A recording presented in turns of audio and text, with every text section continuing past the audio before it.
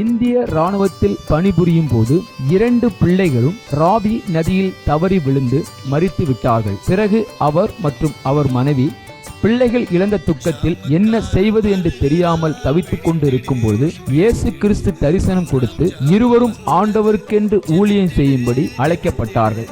அவர்கள் செய்து வரும் சத்திய வேத ஆராய்ச்சி ஊழியம் ஆண்டவருடைய கிருபையால் வல்லமையாக நடைபெற்று வருகிறது. அவர்கள் கொடுக்கும் ஆண்டவருடைய வார்த்தையை நாம் கேட்போம்.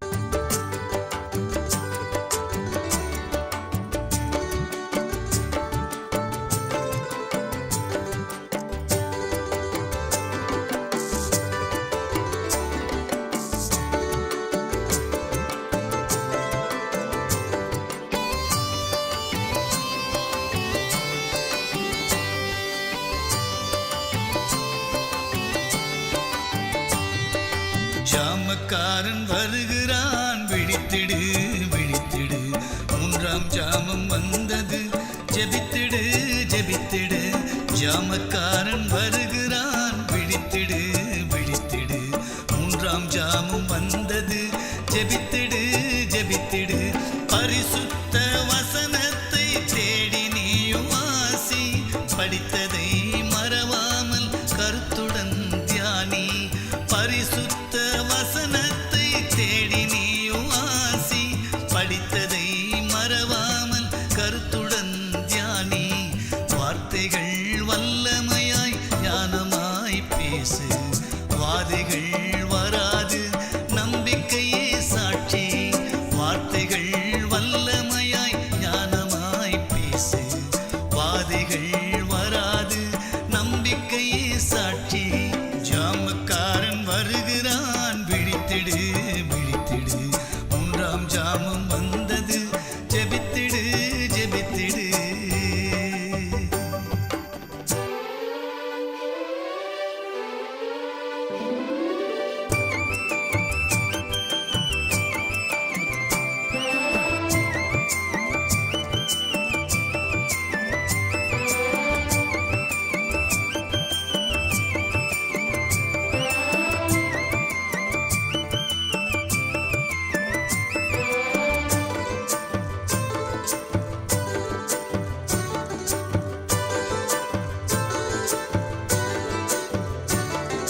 ஜெப ஆவி உலகத்தில் மழையாய் பெய்யணும், ஜகத்தை ரட்சிக்கும் அக்கினி இறங்கணும்.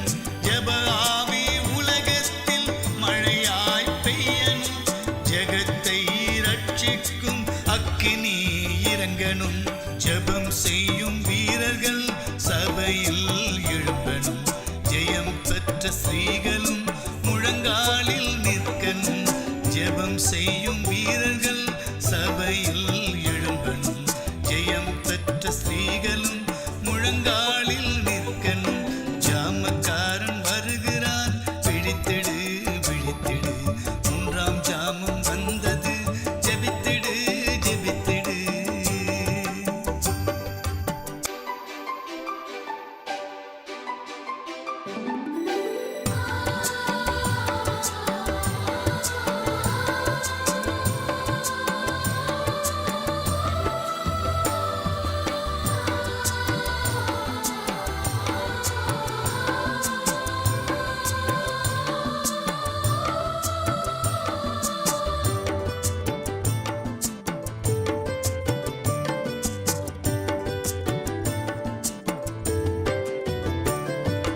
யுத்த வீரன் கைகளில் சிலுவை கொடி தெரியுது, சீடன் பாடும் சங்கீதம் இமயத்தில் கேட்குது.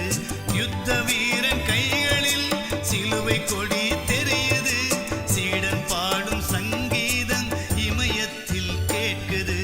சமாதான சுவிசேஷ பாதரட்சை அணிந்திடு, ஆவியின் பட்டயமே அணி அணியாய் புறப்படு. சமாதான சுவிசேஷ பாதரட்சை அணிந்திடு, ஆவியின் பட்டயமே அணி அணியாய் புறப்படு. ஜாமக்காரன் வருகிறான், விழித்திடு விழித்திடு, 3ஆம் ஜாமம் வந்தது, ஜெபித்திடு ஜெபித்திடு.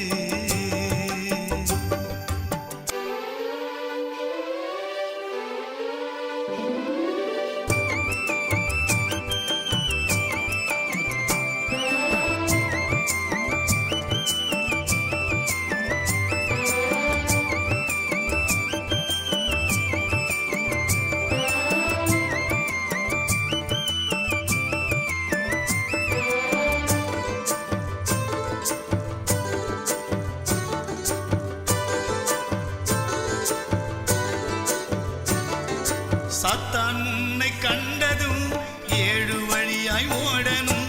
சத்தியத்தை பறைசாற்றி சத்துருவை விரட்டணும். சாத்தான் உன்னை கண்டதும் 7 வழியாய் ஓடணும். சத்தியத்தை பறைசாற்றி சத்துருவை விரட்டணும். அதிகாலை ஜபத்தினால் ஆசீர்வாதம் துதித்திடு. மணவாளன் இயேசு கிறிஸ்து வருகிறார், காத்திரு. அதிகாலை ஜபத்தினால் ஆசீர்வாதம் துதித்திடு. மணவாளன் இயேசு கிறிஸ்து வருகிறார், காத்திரு. ஜாமக்காரன் வருகிறான், விழித்திடு மகனே. 3ஆம் ஜாமம் வந்தது, ஜெபித்திடு மகளே. ஜாமக்காரன் வருகிறான், விழித்திடு மகனே. 3ஆம் ஜாமம் வந்தது, ஜெபித்திடு மகளே. பரிசுத்த வசனத்தை தேடி நீயும் வாசி. படித்ததை மறவாமல் கருத்துடன் தியானி. பரிசுத்த வசனத்தை தேடி நீயும் வாசி. படித்ததை மறவாமல் கருத்துடன் தியானி. வார்த்தைகள் வல்லமையாய் ஞானமாய் பேசு. வாதைகள் வராது, நம்பிக்கையே சாட்சி. வார்த்தைகள் வல்லமையாய் ஞானமாய் பேசு. வாதைகள் வராது, நம்பிக்கையே சாட்சி. ஜாமக்காரன் வருகிறான், விழித்திடு மகனே. 3ஆம் ஜாமம் வந்தது, ஜெபித்திடு மகளே. கர்த்தருடைய பரிசுத்த நாமத்திற்கு மகிமை உண்டாவதாக. இந்த நாளிலே நம்மை ஆண்டவர் கொண்டு வந்ததுக்காக நாம் கொடாகோடி நன்றி செலுத்துவோம். அல்லேலூயா. அவர் என்ன நோக்கத்தோடு கொண்டு வந்தாரோ அந்த நோக்கத்தை ஆண்டவர் நமக்கு நிறைவேற்றி தருவார். அல்லேலூயா. பயப்படாதே. அல்லேலூயா. எதை குறித்து நீங்கள் பயப்படக்கூடாது. ஆண்டவராக இயேசுக்கு ஒருவருக்கே நீங்கள் பயந்து வாழ வேண்டும். அல்லேலூயா. இந்த நாள் ஆண்டவர் நம்மோடு பேசும்படிக்காக நாம் எல்லாரும் வேத புத்தகத்தை கரத்தில் எடுத்துக்கொள்வோம். அல்லேலூயா. வேத புத்தகம் இல்லாமல் வரக்கூடாது. அல்லேலூயா. வேத புத்தகத்தை திறந்து சொல்கிற வசனங்களை எழுத வேண்டும். ஆண்டவர் என்ன பேசினாலும் அதை என்ன செய்யணும், நம்ம எழுதி அந்த வசனங்களை வீட்டில் போய் என்ன செய்யணும், உங்களுடைய குடும்ப ஜபத்தில் அதை அனுதினமும் உங்களுடைய வாழ்க்கையில் குடும்ப ஜபத்தில் என்ன பேசினார் அந்த வாரத்தில் ஆண்டவர், அந்த வசனங்களெல்லாம் ஞாபகப்படுத்தி ஆவியானவர் பேசின வசனங்களை உன் மனதில் வைத்து கொண்டால் உன் வாழ்க்கை எப்படி இருக்கும், ஆசீர்வாதமாக இருக்கும். அல்லேலூயா. அதான் ஆண்டவர் சொல்கிறாரு, என் வார்த்தைகளை என்ன பண்ணுங்க, உன் இருதயத்தில் வைத்துக்கொள். என் வார்த்தைகளை உன் வாயில் இருக்கப்பதாக. என் வார்த்தைகள் எங்கே இருக்கணும், உன் இருதயத்தில் இருக்க வேண்டும். அல்லேலூயா. உன் நடைகள் பிசகுவதில் நான் சொல்லியிருக்கிறார். அப்போ ஆண்டோடைய வார்த்தை நம்முடைய இருதயத்தில் இருக்க வேண்டும். இன்று நம் சத்துருவை மேற்கொள்ள என்ன வழி, சத்துருவையை மேற்கொள்ள வேண்டும், அதுக்கு என்னென்ன வழி இருக்கிறது என்று நாம் பார்க்க போகிறோம். அல்லேலூயா. எத்தனை பேர் சத்துருவை மேற்கொள்ளணும்னு ஆசைப்படுறீங்க? யாத்ராங்க 23:22 சொல்லுகிறது, நீ அவர் வாக்கை நன்றாய் கேட்டு நான் சொல்வதையெல்லாம் செய்வாயாகில் நான் உன் சத்துருக்களுக்கு சத்துருவாயும் உன் விரோதிகளுக்கு விரோதியாயும் இருப்பேன். அல்லேலூயா. பாருங்க, நீ அவர்கள் வாக்கை நன்றாய் கேட்டு நான் சொல்லுவதையெல்லாம் செய்வாயாகில் நான் உன் சத்துருக்களுக்கு சத்துருவாகவும் உன் விரோதிகளுக்கு விரோதியாகவும் இருப்பேன். அல்லேலூயா. கர்த்தருடைய நாமத்துக்கு மகிமை உண்டாவதாக. ஆண்டவர் சொல்கிறாரு அங்கே 2 காரியம் கேட்டு, என் வாக்கை கேட்டு. அல்லேலூயா. 2வது, நான் சொல்லுவதெல்லாம் என்ன செய்யுங்க, நீ செய்வணும். 2 காரியம் தான் இங்கே. ஒன்று, வார்த்தைகளை கேட்டு உன் வாழ்க்கையில் என்ன பண்ணணும், அபியாசம் பண்ணணும். அப்படியே நடந்தனா நான் உன் சத்துருக்களுக்கு சத்துருவாக இருப்பேன், உன்னை விரோதிகளுக்கு நான் என்ன செய்வேன், விரோதியாக இருப்பேன்னு நானும் சொல்லியிருக்கிறார். அல்லேலூயா.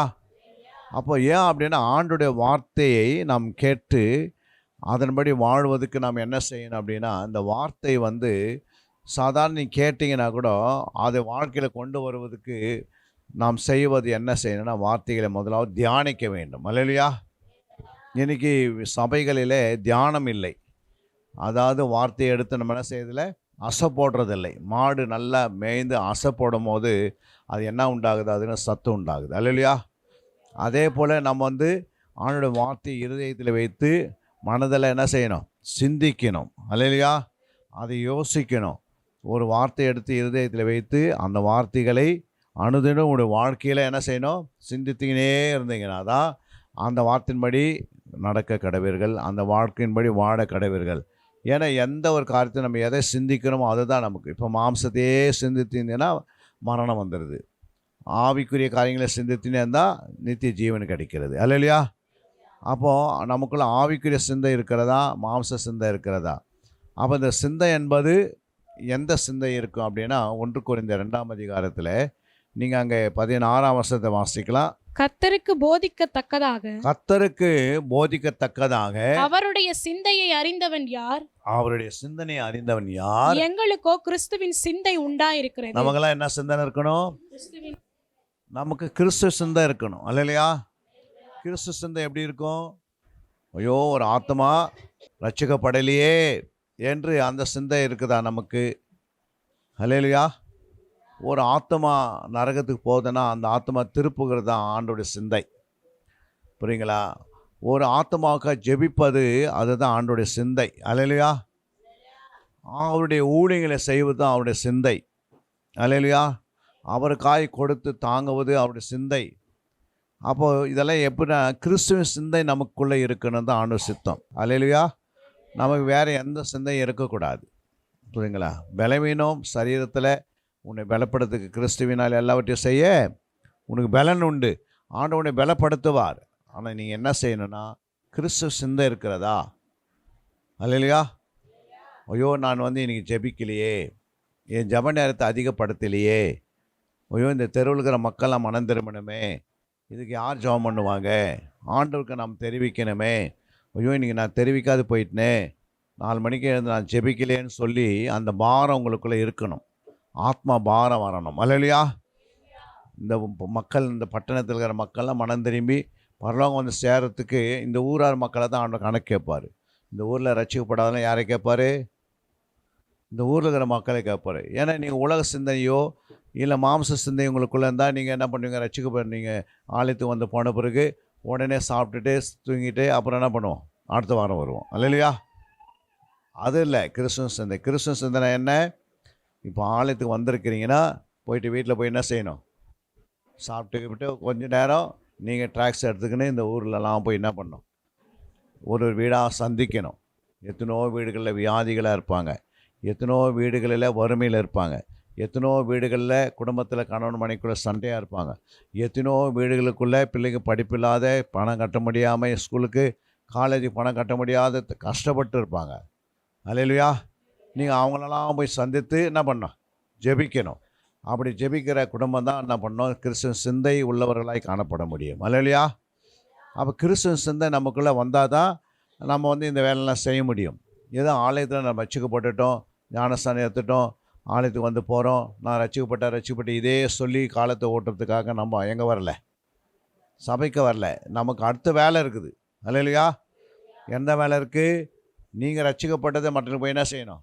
சொல்லணும். எதுக்குமா ரட்சிக்கப்பட்டேன்? அம்மா நீங்கள் நாங்கள் இயேசுவை ஏற்றுக்கொண்டோம், ஞானஸ்தானம் எடுத்துக்கொண்டோம், பாவ மன்னிப்புக்கென்று நாங்கள் ஞானஸ்தானம் எடுத்து இன்றைக்கி நாங்கள் பரலோகத்துக்கு போக போகிறோம்.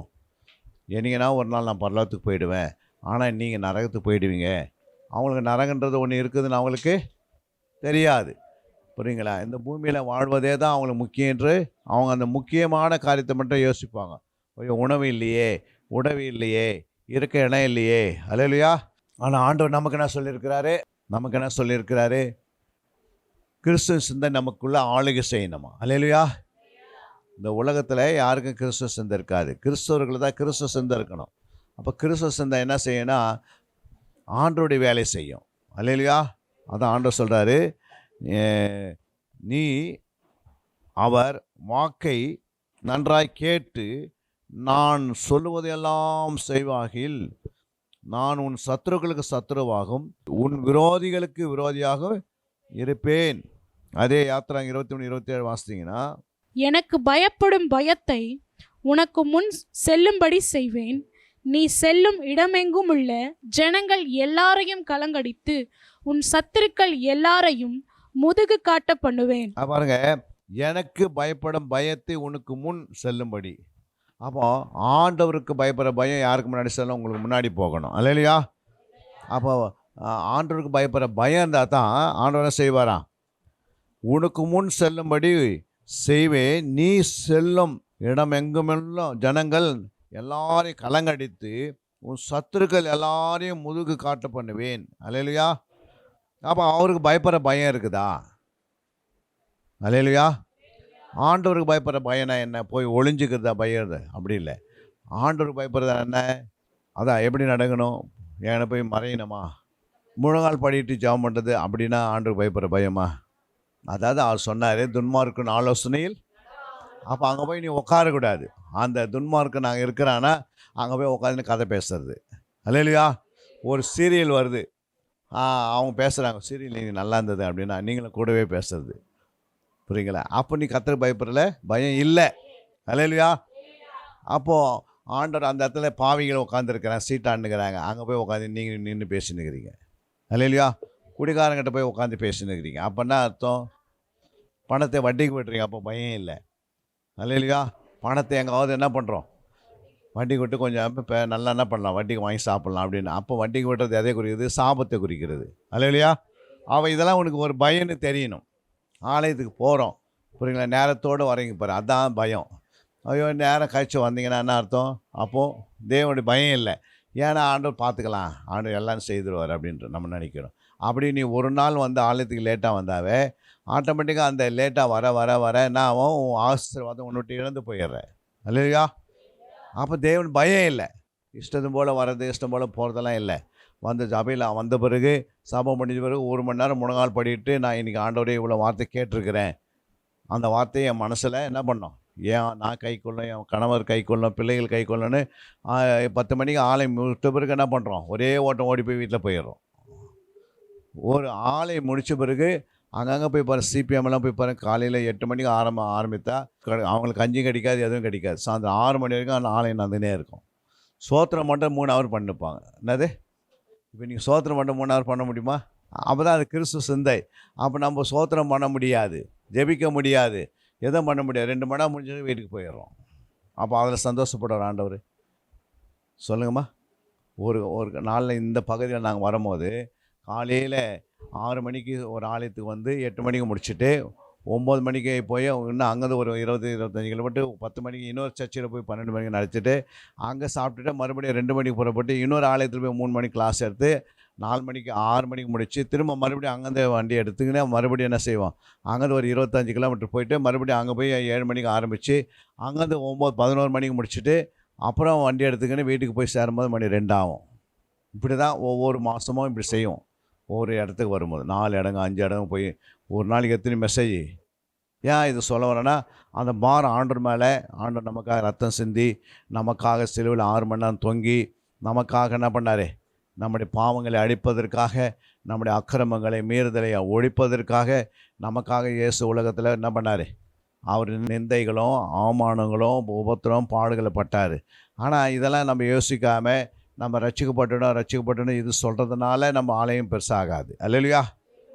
நாம் பெற்றுக்கொண்ட நன்மையை மற்றும் சொல்லி நரகத்தில் இருக்கிற மக்களை திருப்புறம் பெற, அதுதான் உண்மையான கிறிஸ்தவன். அல்லேலூயா. ஆமாம். அந்த கிறிஸ்துவின் சிந்தை நமக்குள்ளே இருக்குதா? ஆண்டவருக்கு வார்த்தையை நம்ம பயப்படுறோம் அப்படின்னா இதெல்லாம் விட்டு மக்களிடத்தில் என்ன பண்ணணும், நன்மையை பேசணும், ரட்சிப்பை பேசணும். நீங்கள் ஒருத்தர்கிட்ட பேசுனா ரட்சிக்கப்பட்டீங்களா அப்படின்னு தான் கேட்கணும். என்ன பண்ணீங்க? நம்ம வேறு உங்கள் வீட்டில் எப்படி இருக்கிறாங்களா, அவங்க எப்படி இருக்கிறாங்க, இவங்க இருக்கிறாங்களா, ஏமா அந்த இடத்துல சண்டை நடந்தது, எதுக்கு நடந்தது, அதை கேட்கறதுக்கு இல்லை. ஐயோ அந்த ஆத்மா பாரம் இருக்கணும். என்ன இருக்கணும்? ஆத்மா பாரம் இருக்கும். அங்கே சொல்கிறா பாருங்கள், இன்னொரு வருஷம் வாசிக்கலாம் நம்ம. ஆதியாகமம் 37:17. அந்த மனிதன், அவர்கள் இவ்விடத்திலிருந்து போய்விட்டார்கள், தோத்தானுக்கு போவோம் என்று அவர்கள் சொல்ல கேட்டேன் என்றார். அப்பொழுது யோசேப்பு தன் சகோதரரை தொடர்ந்து போய் அவர்களை தோத்தானிலே கண்டுபிடித்தான். அல்லேலூயா. பாருங்க, தோத்தானுக்கு போவதுக்கு ஒரு தூதன் இறங்கி சொல்றாரு, இனி என்ன யாரை தேடுகிறாய், எங்கே போகிற அப்படின்னு கேட்குறாரு. அவர் ஓடுறாரு அவங்க தம்பிகளை விசாரிப்பதற்கு, தம்பிகளுக்கு கொண்டு போய், அண்ணன் தம்பிகளுக்கு கொண்டு போய் நல்லது செய்யணும் ஓடுறாரு. ஆனால் அவர் என்ன பண்ணிடுறாங்க, அன்றைக்கி தான் என்ன பண்ணுறாங்க, அவர் தூக்கி ஒரு குழியில் போட்டுடுறாங்க, 20 வெள்ளி காசுக்கு வித்துடுறாங்க. அல்லேலூயா. அன்றைக்கி அவருக்கு வந்துடுச்சு நிந்தை அவமானங்கள் எல்லாம் வந்துடுச்சு. அன்றைக்கி அவங்க அப்பாவுக்கு முடிய நிலைமை என்ன இருக்கும். அப்போது அவர் என்ன செய்கிறாரு, போகும்போது ஒரு தூதனை அவர் சந்திக்கிறார். அல்லேலூயா. ஆவியானவர் அவருக்கு உதவி செய்கிறார். அல்லேலூயா. எரேமியா 12:6 சொல்லுது, உன் சகோதரரும் உன் தகப்பன் வம்சத்தாரும் உனக்கு துரோகம் பண்ணி அவர்களும் உன்னை பின்தொடர்ந்து மிகவும் ஆரவாரம் பண்ணினார்கள். அவர்கள் உன்னோடு இனிய வார்த்தைகளை பேசினாலும் அவர்களை நம்ப வேண்டாம். ஆனால் அவர் நம்பிட்டார். அல்லேலூயா. கர்த்தருடைய ராஜ்யம் கட்டப்பட எல்லா இடத்துலையும் பாருங்கள், நமக்கு விரோதமாக எழும்புவாங்க, சத்துருவாக எழும்பிடுவாங்க. அல்லேலூயா. ஆண்டவர் சொல்கிறாரு, சரி நமக்கு வீட்டாரே சத்துரு தான். அப்போ இதெல்லாம் எதுக்கு சொல்ல வரேன்னா, நமக்கு விரோதிகள் வருவாங்க, எல்லாம் செய்வாங்க, ஆனால் கர்த்தர் நம்ம பட்சத்திலேயே இருப்பார். அல்லேலூயா. நமக்கு உதவி செய்யனே இருப்பார். யோசேப்புக்கு எத்தனை பேர் விரோதியாக எழும்பினாலும் கடைசி வரைக்கும் யோசேப்போடு யார் இருந்தது? ஆண்டவர் இருந்தார். அவங்க அப்பா இல்லை, அவங்க வீட்டில் யாருமே இல்லை. ஆனால் யார் இருந்தது? ஆண்டவர் கூடவே இருந்தார். ஏன் அப்படின்னா, யோசேப்புக்குள்ள நல்ல குணம் இருந்தது, நல்ல அவனுக்குள்ள கனி இருந்தது, கனி உள்ள வாழ்க்கை இருந்தது, தேவனுக்கு பயப்படுற பயம் இருந்தது.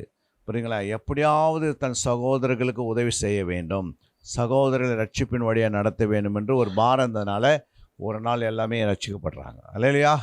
அங்கே சொல்கிறா பாருங்க, மத்தேயு 10:36. ஒரு மனுஷனுக்கு சத்துருக்கள் அவன் வீட்டாரே. பாருங்க, அங்கே சொல்கிறா பாருங்க, ஒரு மனுஷனுக்கு சத்துருக்கள் அவன் வீட்டாரே. அல்லேலூயா. நம்முடைய வீட்டார் தான் நமக்கு சத்துருவாக இருப்பாங்க எப்பவுமே. புரியுங்களா? அவங்க மாமியார் உனக்கு சத்துருவாக மாறிடுவாங்க. சில நேரத்தில் மருமக மாமியாருக்கு விரோதமாக எழுப்பிடுவாங்க. சில நேரத்தில் மாமனாருக்கு விரோதமாக மருமகன் எழும்புவான், மருமகனுக்கு விரோதமாக மாமனார் எழும்புவான். இதெல்லாம் சத்துருக்கள் என்ன பண்ணுவாங்க? வீட்டில் தான் இருக்கிறாங்க.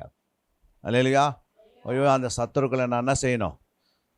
எங்கள் மாமியாரை இந்த ஊர் விட்டு எப்போ போவாங்க, எப்போ மரணம் அவர் சந்திக்கும், இந்த தொல்லை எனக்கு விட்டு நீங்கணுமே அப்படின்னு என்ன பண்ணுறோம் அப்படின்னு சொல்கிறார். ஆண்டவர் சொல்ல பாருங்கள், மத்தேயு 5:44. அதுலேயே நான் உங்களுக்கு சொல்லுகிறேன் உங்கள் சத்துருக்களை சிநேகியுங்கள். உங்கள் சத்துருக்களை என்ன பண்ணுமா?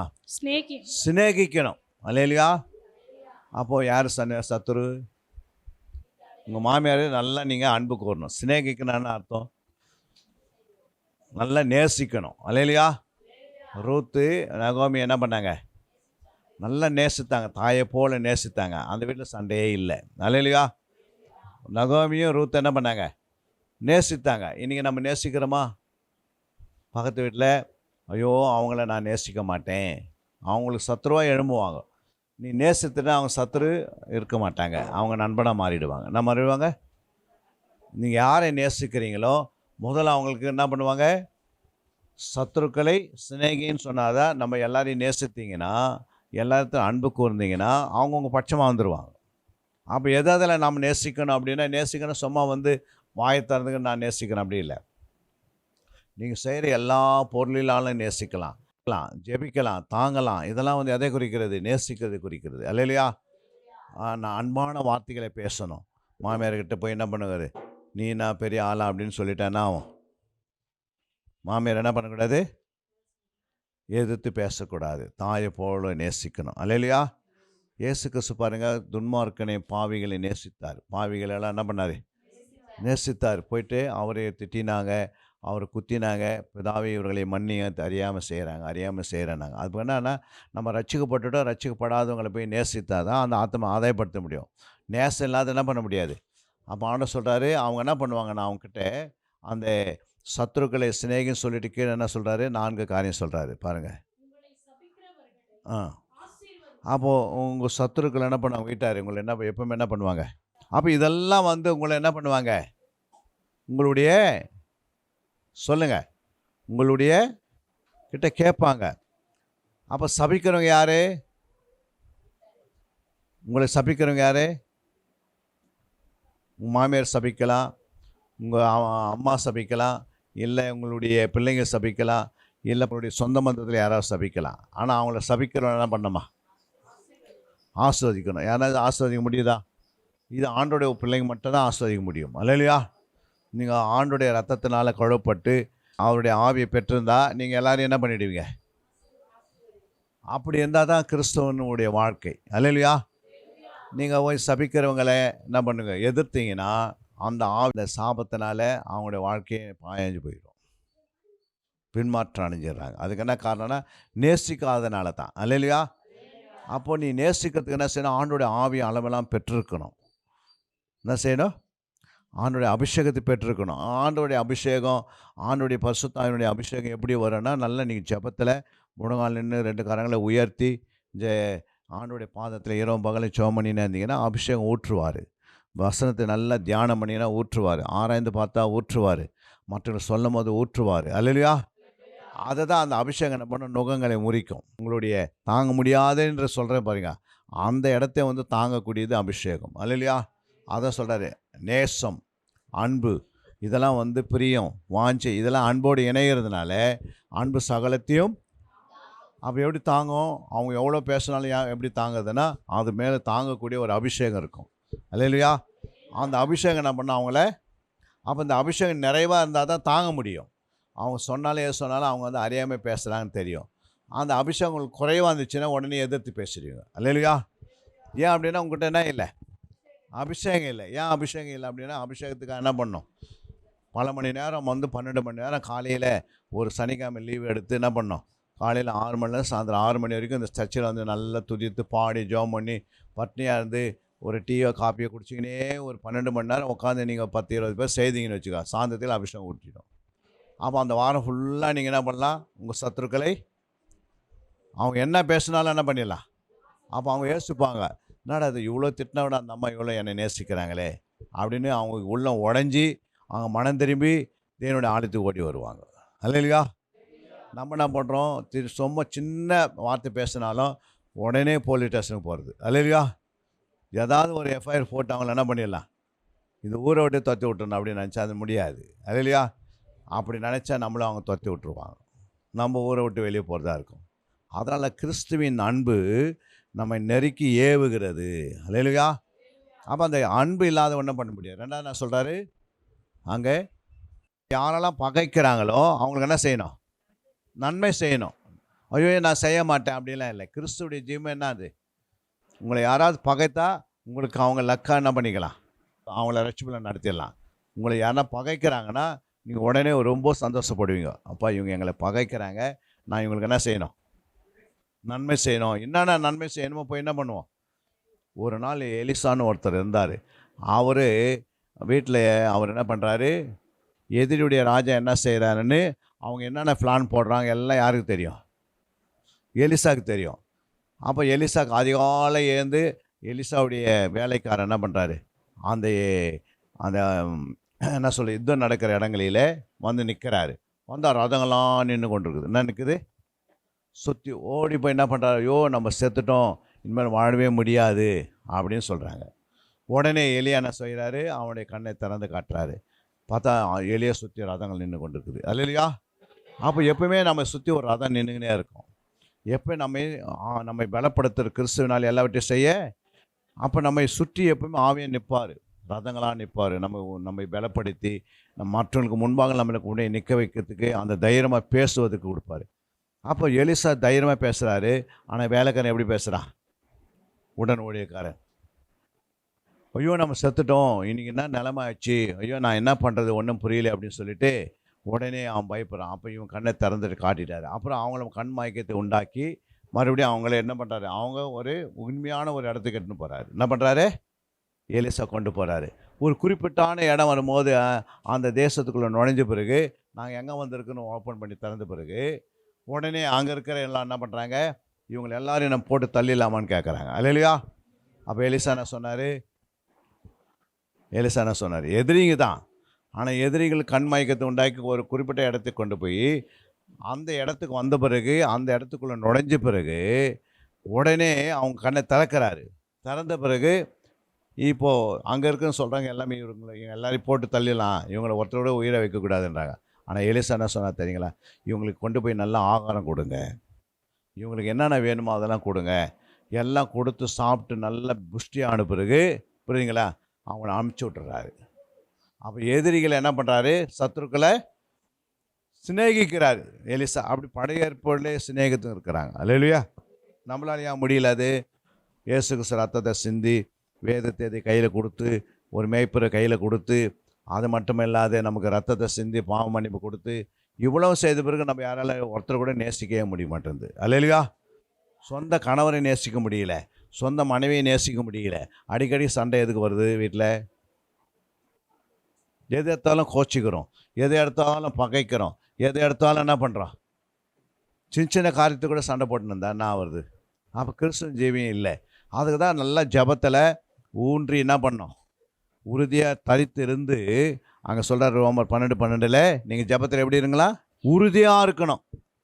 என்ன பண்ணால் ஜபத்தில் நல்லா உறுதியாக வந்து தேவ சமூகத்தில் கரங்களை உயர்த்தி, ஆண்டவரே எங்கள் மாமியாரை நேசிக்கக்கூடிய எனக்கு கிருபை தாங்க, என்னுடைய மருமகளை நேசிக்க எனக்கு நல்ல கிருபை தாங்க, ஆண்டவர் என்னை யாரெல்லாம் துன்பப்படுத்துகிறாங்களோ, யாரெல்லாம் எங்களை சபிக்கிறாங்களோ அவங்களெல்லாம் நான் நன்மை செய்யணும், அவங்களையே நாங்கள் ஆசீர்வதிக்கணும், அப்படிப்பட்ட கிருபையின் ஆவி என் மேல் ஊற்றுங்கன்னு நம்ம என்ன செய்யணும்?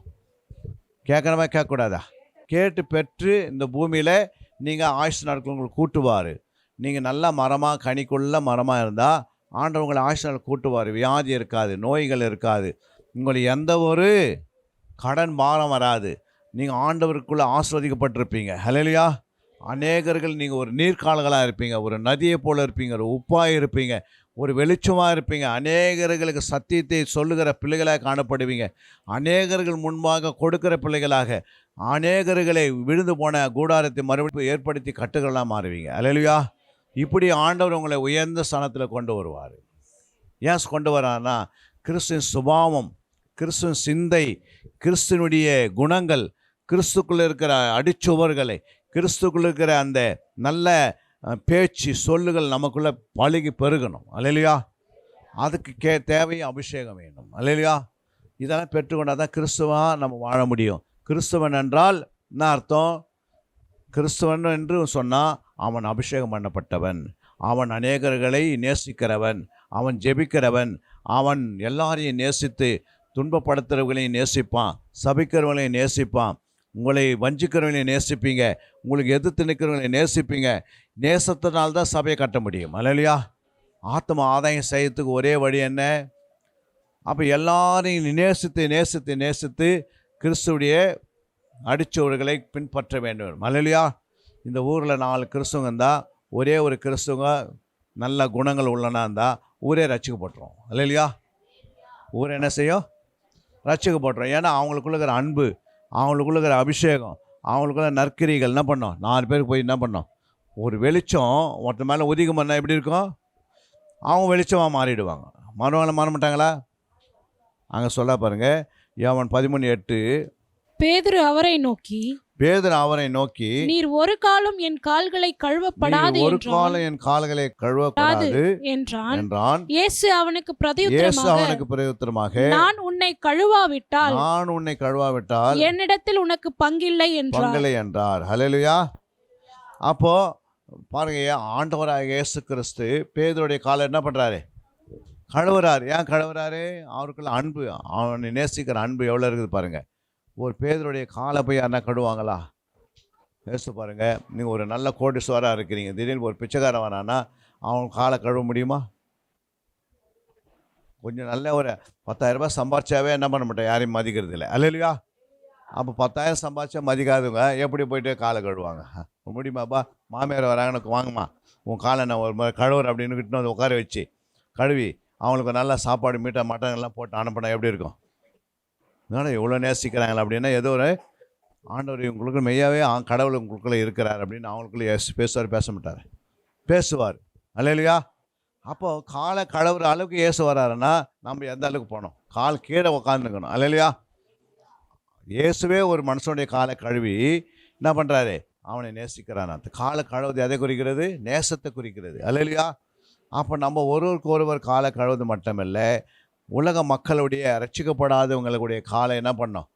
கழுவணும். அல்லேலூயா. அப்படின்னா நீ தாழ்த்தணும், உன்னை வெறுமையாக்கணும். மற்றவங்களுக்கு முன்பாக நீ யார்? நான் ஒரு கிறிஸ்துவன் என்றால் உனக்குள்ளே தாழ்மை மனப்பான்மை இருக்கிறதா? உனக்குள்ளே நல்ல புத்தி இருக்கிறதா? உனக்குள்ளே கொடுக்குற எண்ணம் இருக்கிறதா? உனக்குள்ளே மற்றவங்களை நேசிக்கிற குணம் இருக்குதான்னு உன்னை நான் என்ன பண்ணணும்? ஆராய்ந்து பார்க்கணும்.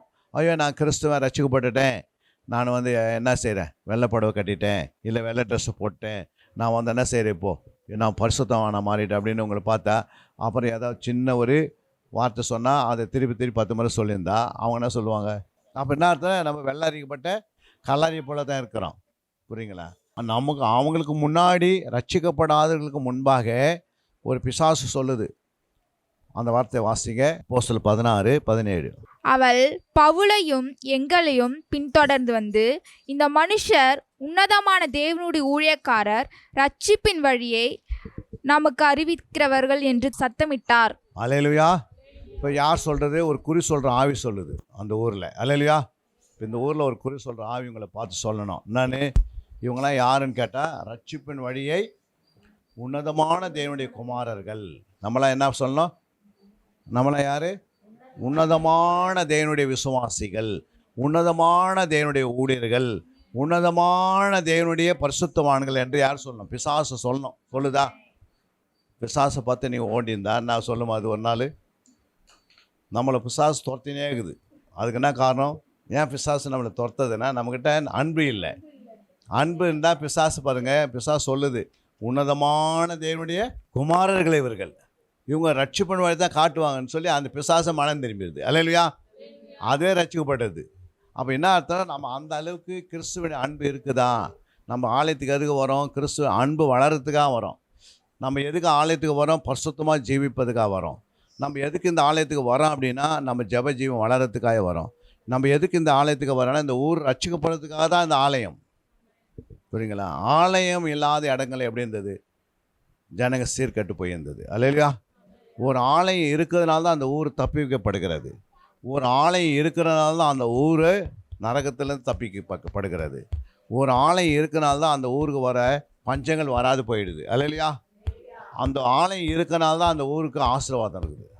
அந்த ஆலயத்தில் உள்ளவர்கள் நீங்களும் ஆலயமாக இருக்கணும்னு ஆண்டு சொல்லியிருக்கிறாரு. அப்போ இதெல்லாம் வந்து என்ன செய்யணும்? ரட்சிப்பின் வழி பிசாசு சொல்லணும். இந்த ஊரில் எத்தனை ஆவிகள் இருக்கும். அந்த ஆவி என்ன செய்யும்? விபச்சார ஆவி இருக்கும், வேசுதனத்தின் ஆவி இருக்கும், பக்கத்தில் அக்கத்தில் பார்த்தீங்கன்னா சண்டை போடுற ஆவி இருக்கும், குறி சொல்கிற ஆவி இருக்கும், சில நேரத்தில் செய்வனை பண்ணுற ஆவிகள் இருக்கும். சில நேரத்தில் உங்களுக்கே தெரியாது. இந்த ஆவிகள்லாம் வந்து என்ன பண்ணோம்? உங்கள்கிட்ட நல்லா பேசுமாரியே வருவாங்க. ஆனால் அவங்க போய் ஏதாவது உங்களுக்கு செய்வனையோ மாந்திரிக்கிறீங்களோ வச்சாங்கன்னா அது பலிக்காது. ஏன் பலிக்காதுன்னா, நீங்கள் நேசிக்கிறீங்க.